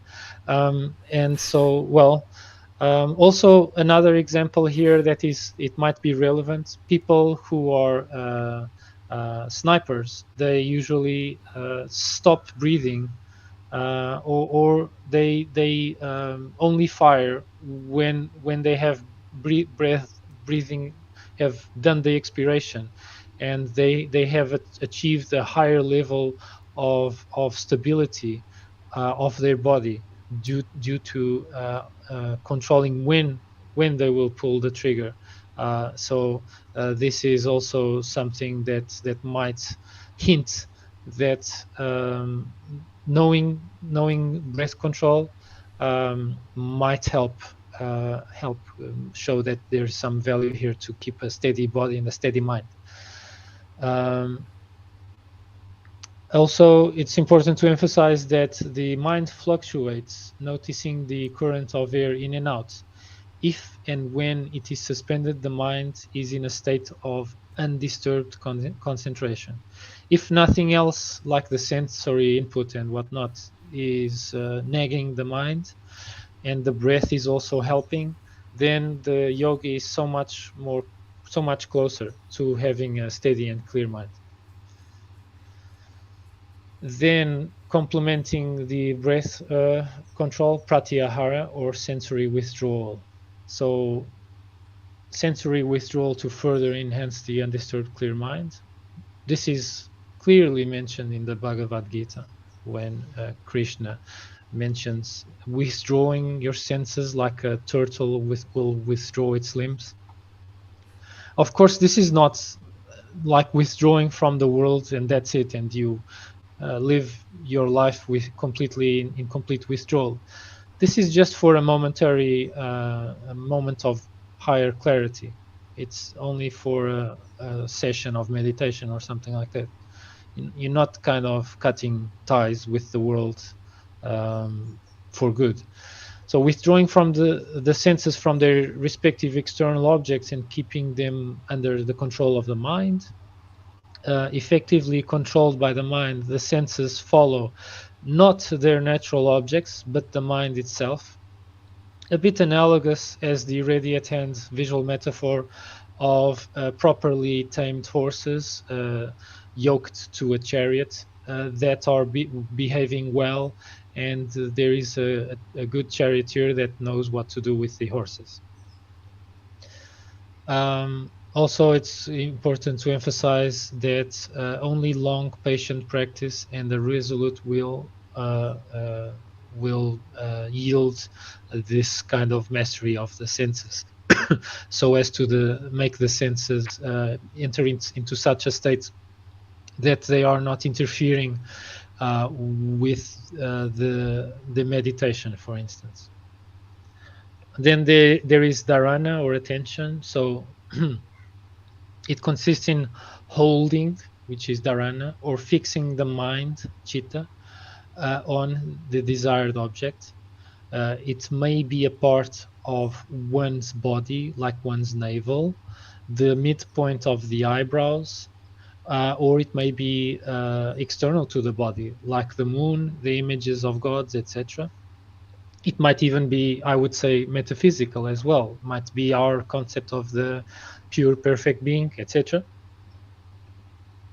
This is also an important kind of robustness test, a test of ability.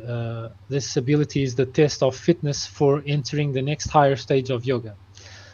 So if a person can pay attention, then they are potential meditators, basically. The seventh one, next to last, dhyana. So it consists of an even flow of thought about, or rather round about, the object of attention. It is the steadfast contemplation of the object without any break or disturbance. This has the effect of giving us a clear and distinct representation of the object, first by parts and aspects, but by long continued meditation, the mind can develop the partial representation of the object into a full and live presentation of it. Thus, there is both perspectives of the object, a fragmentary perspective of the object and a more holistic or gestalt perspective of the object, where everything comes together and emergent properties can be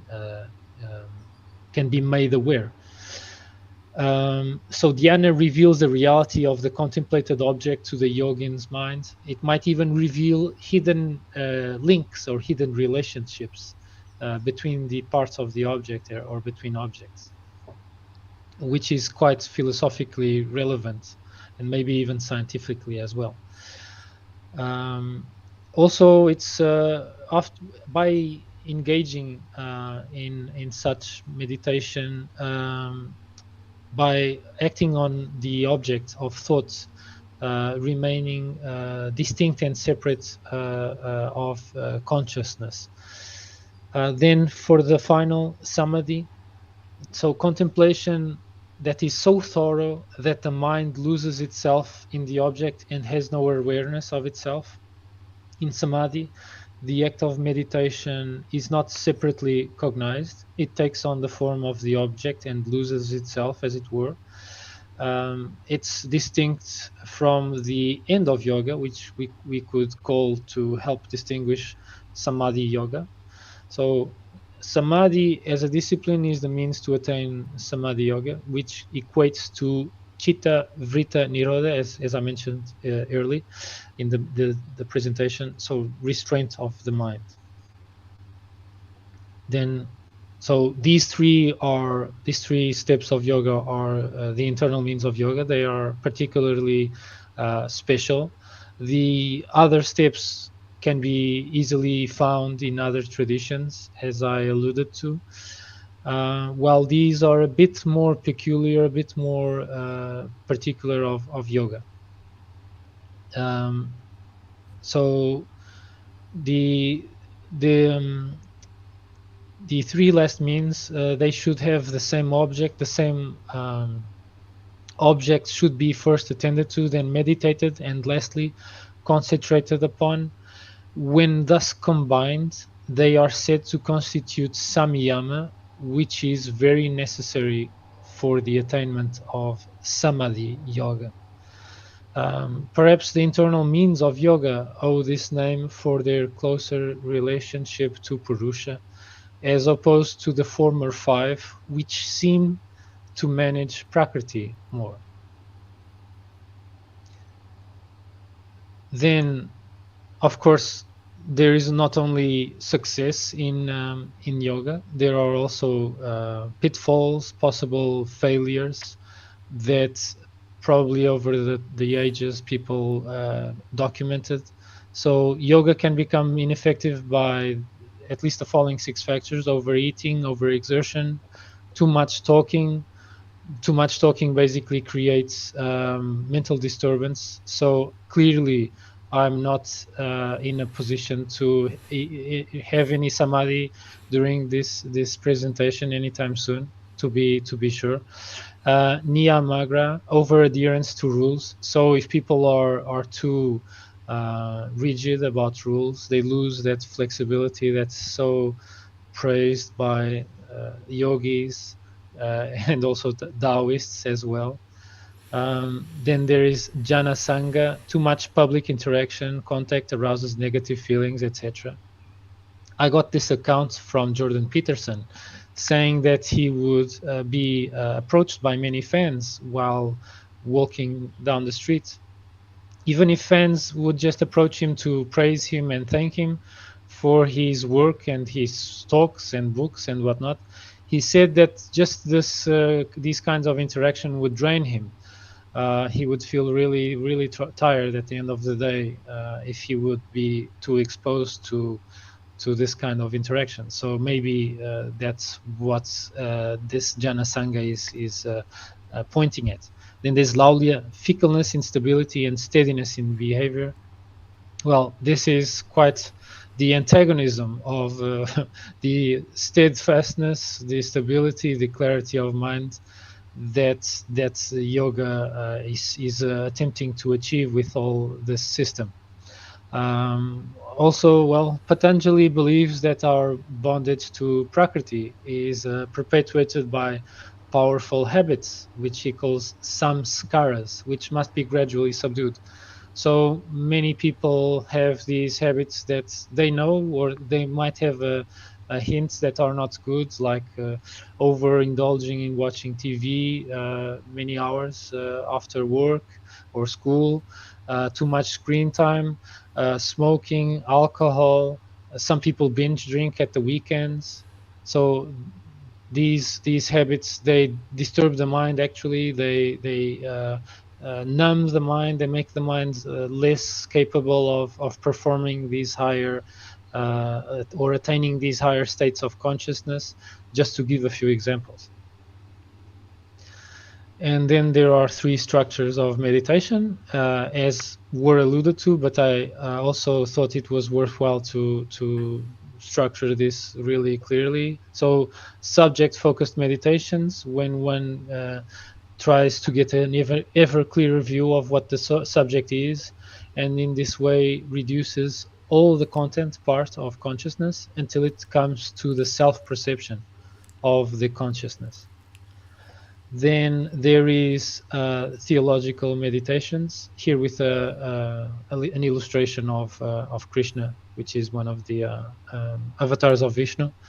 But of course, I think the beauty of yoga, as I mentioned before, is it's completely detached from a pantheon. People can practice yoga and think about whatever god they can.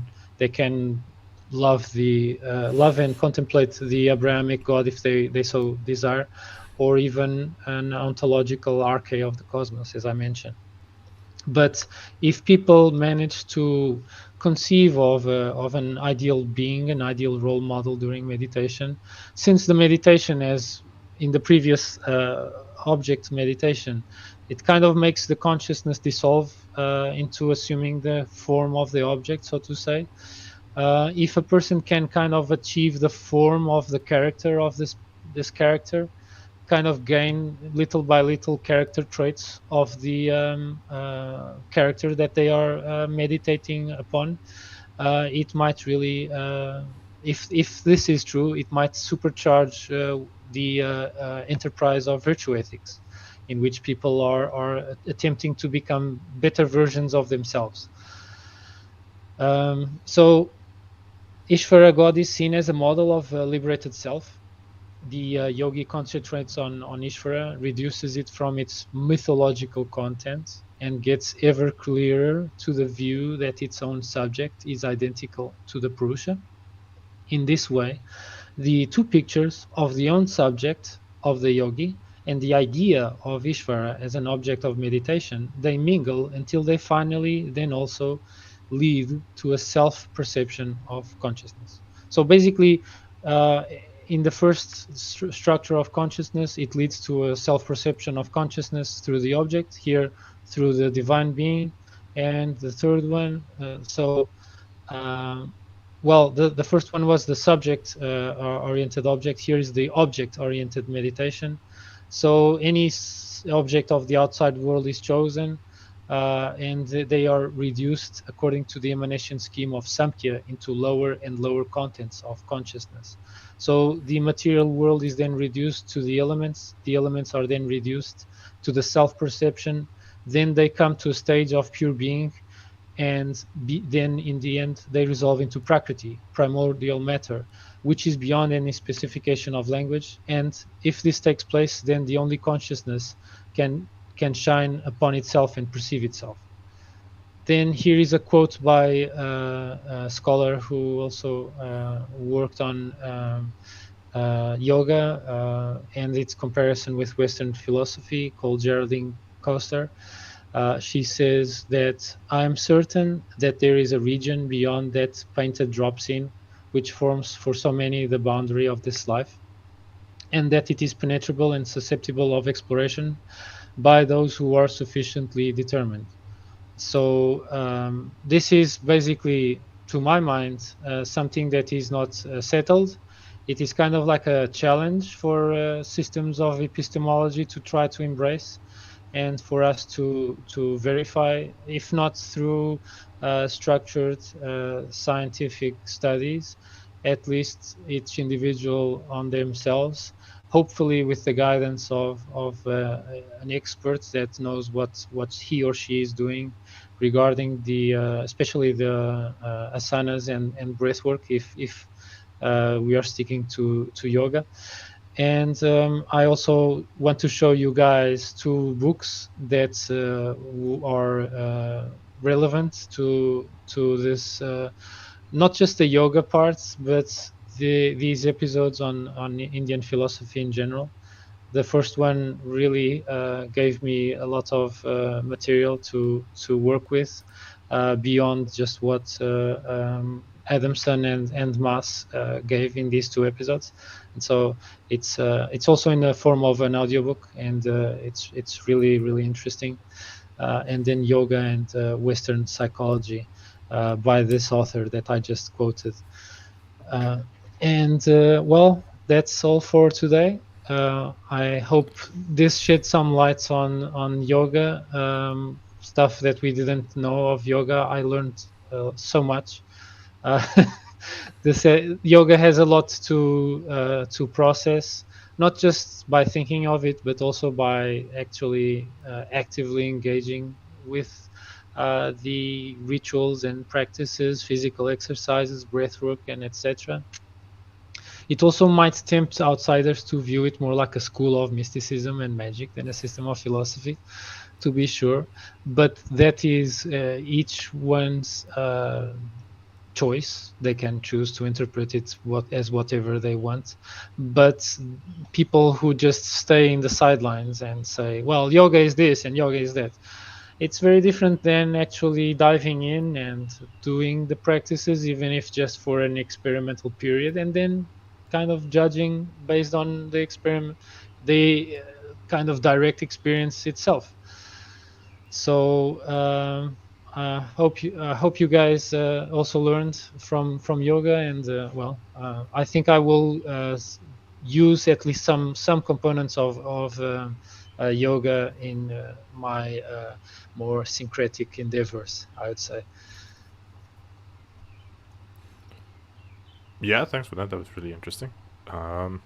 I thought especially the second of the 8, I think it was Niyama, the culture path, was quite an interesting addition to it. Also, I was a little confused because it did seem like they advocate the cultivation of specific emotional states.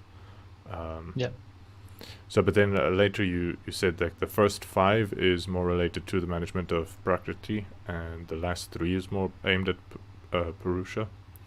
So, just at least this is my interpretation. It seems to me. Makes a better sense, but yeah, according to Peter Adamson, I think he was focusing on the Purusha aspect because that's coming sort of from the Samkhya background. That was the thing that was emphasized. Interesting point about Philip Maas was he reckons they share, like yoga and Samkhya share a lot, and it's quite common to conceive of them as Samkhya being the theory and the philosophical part, and yoga being the practical part. Or but he reckons they were independent schools, and at the time they developed, they were just they were surrounded by more schools who also shared some aspects and differed from them in other ways, and they just, for historical reasons, are ones that survived and that we know some stuff about these days.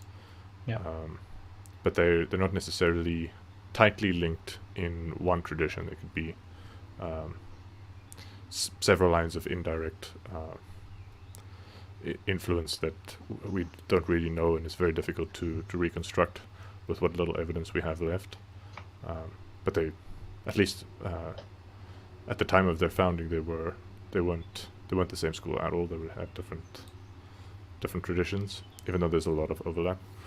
So keeping that in mind too is I think maybe the taking sort of Samkhya's path to liberation as realizing or identifying with Purusha, which is the not be exactly the yoga path. It seems like the yoga path is a bit different, which also makes sense that if kind of it seems like the Samkhya says left on command, but you cannot left on command. You kind of need to develop the humor, tell jokes and whatnot, the practices basically. So that's I think where yoga comes in. Maybe they realize quite soon that you cannot just philosophical proposition people into enlightenment. I can laugh at command. I know people who can laugh at command. But yeah. So I do think they're a bit different. So, but Peter Adamson also asked Philip Maas about if he sort of studies Samkhya and he understands that he can identify with Purusha, why shouldn't that be enough for liberation? Why does he have to go do asanas and do niyama and do meditation and all that kind of stuff? And Philip Maas's answer was interesting. He basically said, well, if you really understood the Samkhya in the way that you're supposing you might have, you would be highly motivated to basically start a spiritual career and dedicate your life to these kinds of practices. He didn't explain why that kind of understanding would necessarily go with that motivation, but I thought it was an interesting take on it, that if you're not motivated deeply to go to basically become like a dedicated spiritual person, then you haven't understood Samkhya. My go-to speculation to complement Maas's words and response is virtue ethics is really, really hard, and it takes a lot of effort, a lot of work, a lot of persistence and patience. And just like Aristotle says, just the flight of one single swallow in a single summer day, in a single day, doesn't make summer. Aristotle also emphasized habits, daily habits, on a long periods of time, just as James Clear, just as Martin Meadows from self-discipline books. And so, you cannot become a self-disciplined person overnight. You just cannot do that. You need to cultivate that. Yeah. And I'm just on a point of speculation. I'm a little bit curious how much of the promises of eternal liberation from suffering and Jedi superpowers is meant to trick people into doing things that would cultivate virtue, but knowing that most people won't buy the practices if you promise that you will be a more virtuous person at the end of it. Most people will be like, well, who cares? Why?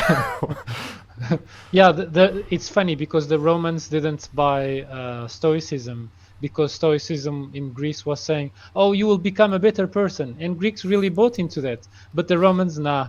The Romans bought Stoicism because Stoicism says you will have a more tranquil mind.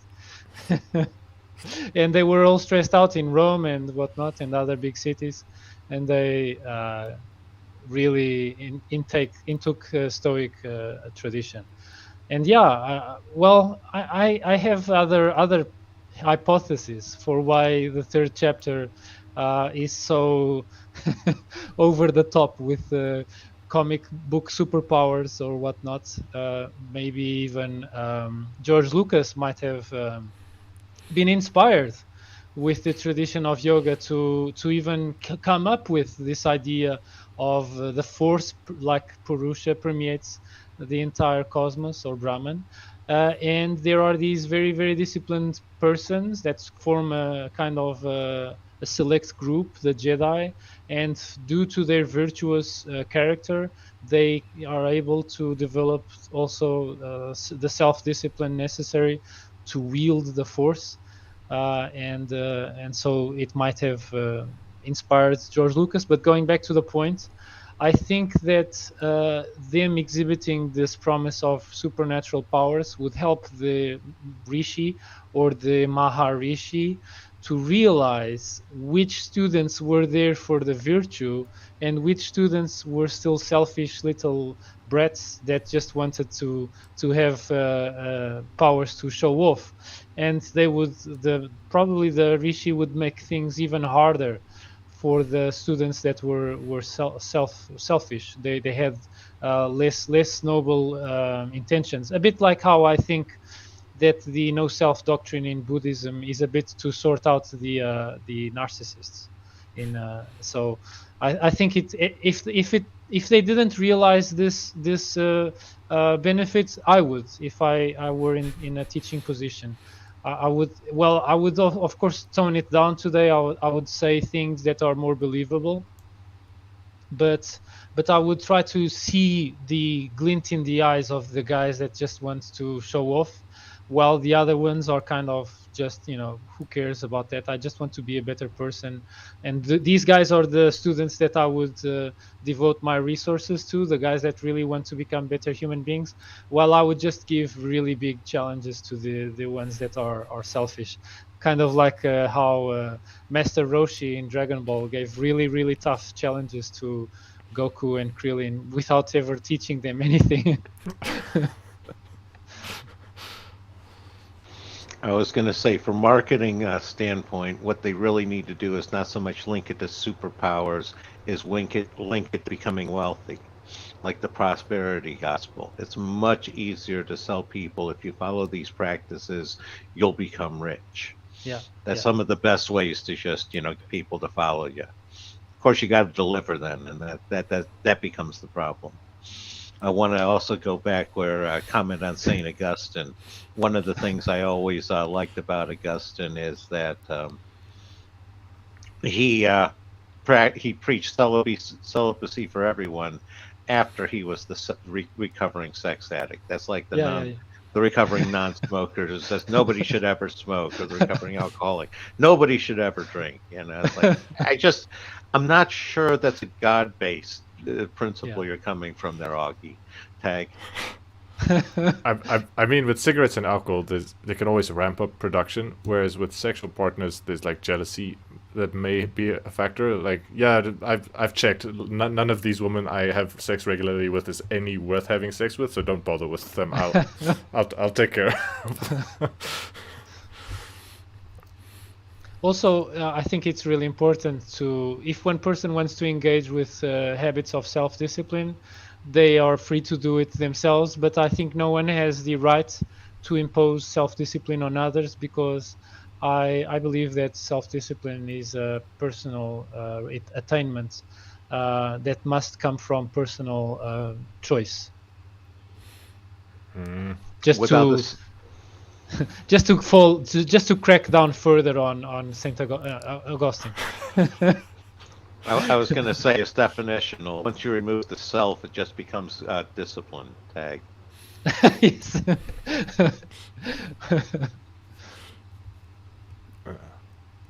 There's one thing that I also wanted to mention, which is, well, if the conception of self is very difficult to realize propositionally or scientifically or with any other means of epistemology where language is involved, whatever it might be, and it is only possible to experience it subjectively, directly through mystical experiences, through poetry, meditation. Maybe some people want to use substances. That's up to them, or dancing, whatever.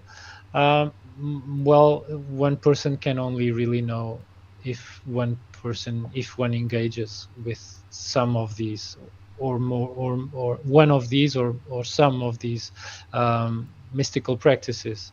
Well, I don't say that they are like the silver bullet to enlightenment, but they are also worth a shot at the same time. And maybe that is because the whatever it is that underlies the world that we can see, atoms, tables, and chairs, quasars, gem, and whatever, maybe it is ineffable, unintelligible, even though it is more real than what we perceive, supposedly. And so, well, yoga seems to hold quite a bit of potential to at least give wellness, if not also some wisdom that we can attain from mystical practices in yoga. So also a nice complement to other systems, like the poetry from Confucius or Rumi, or the Stoic practices like journaling, and the Pythagorean practices of poetry, these golden verses that start the day and ending the day with self-reflection of what you did well and what you did wrong. You can really integrate it very neatly and nicely with yoga, I would say, or yoga with these, whatever it may be your starting point. Yeah, my favorite part of the yoga classes I've attended so far is the music they play while doing the stretches. I find that could be quite chill, and it's quite easy to integrate that with other practices as well. Put some music on and read a book, or put some music on and do the laundry, or put some music on and do some stretches, or put some music on and go for a walk. So they didn't mention any music in, at least in your presentation. There was the only place I saw like any hint of music was with your divine meditation. Your image of the chanting divine was a flute player. Yeah. The divine flute. It's the Vishnu avatar as Krishna, which is often represented with a flute. So he was one for flute playing. Yeah, so a thought that came to mind is I don't knowingly contemplate. What did you say? It's an avatar of Vishnu, but I do often listen to flute music. Close enough, right? Yeah.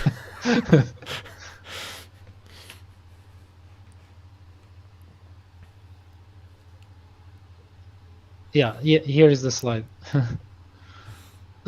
Yeah, and also I like the detail of the peacock feather, being the bird native to those parts. It's not surprising.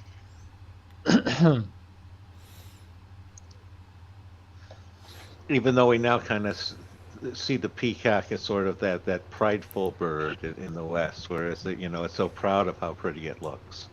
You don't think of that about a liberated self. Interesting. Yeah. But it's crazy how the peacock, if you look at what the feathers, the feather pattern of the peacock might mean to the female peacock, it almost looks like the pattern is like a million gazing eyes, all directing their attention to the an impressive female peacock. And well, maybe she has because she doesn't have all that wondrous plumage that males have. Who knows? If she has has kind of like a problems with self-image or something like that. Since the peacock kind of gives her an illusion that he's all eyes on her, maybe she will feel more propitiated to engage in producing the next generation with this this very Maya inducing bird, basically. So it's one of the superpowers you got from your brief experiments with yoga, that you can read the motivations of animals. Yeah, well, to be sure, I'm just speculating here, but I see a peacock almost every weekend here on a weekly basis, because we have an agricultural school next door. We like to go there, hike in the forest. They have their own forest, and also they have an aviary with different birds. They have a pheasant and a peacock there, and I even figured out how to make the bird open his wings. So I just kind of challenge him, and he opens his feathers, and I even recorded the guy doing so. So it's quite funny. So you guys you do a dance off with a peacock? No, I just challenge him by voice. I just say, "Yeah, come on, show me what you got," and he shows me what he got, which is funny. Yeah. Yeah, they have some wild ones in the neighborhood around me somewhere. No, they're actually roaming. Well, apparently, they're very aggressive birds at times. Yeah, well, they even fly. It's crazy. Even despite that very long tail, these guys fly. Yeah, I was going to say, I do definitely, one of the practices that I use from yoga is I learned that box breathing back when I was in college. And that, once you learn to do that by reflex, it becomes a very good centering piece, because Yeah. your breath is central, and, everything can return there. It's a good way to get rid of any of that to help let go of the superfluous stuff lying around. Tag. It's also relevant to observe nature, like how probably these rishis who developed these systems, Patanjali and beyond him, maybe preceding Patanjali even, they might have gotten some interesting insights from seeing how cats and dogs stretch every single morning, literally, exactly how they stretch, how cats purr to calm down. And and also how when a human being realizes how to control the breath, how it really affects how the mind works quite nicely, and even can regulate heart rates too. So this probably informed these guys. Nature probably was a source to draw from. Yeah, seems likely. Shall we call it a day? Yeah, I also wanted to mention that I actually did mention some music with the chanting and mantras and whatnot. So I didn't completely glance over music. It's just that it's kind of this yoga presentation was very, very traditional. While nowadays no one chants, and we just put MP3 player playing, a chill music. So. And the theological component, of course, and ontological as well, is quite removed from the most common yoga classes. Of course, it's mostly focused on wellness, health, and well-being. Yeah, what's become of the world when Yeah, people can't just come together and appreciate the serpent divine serpent together.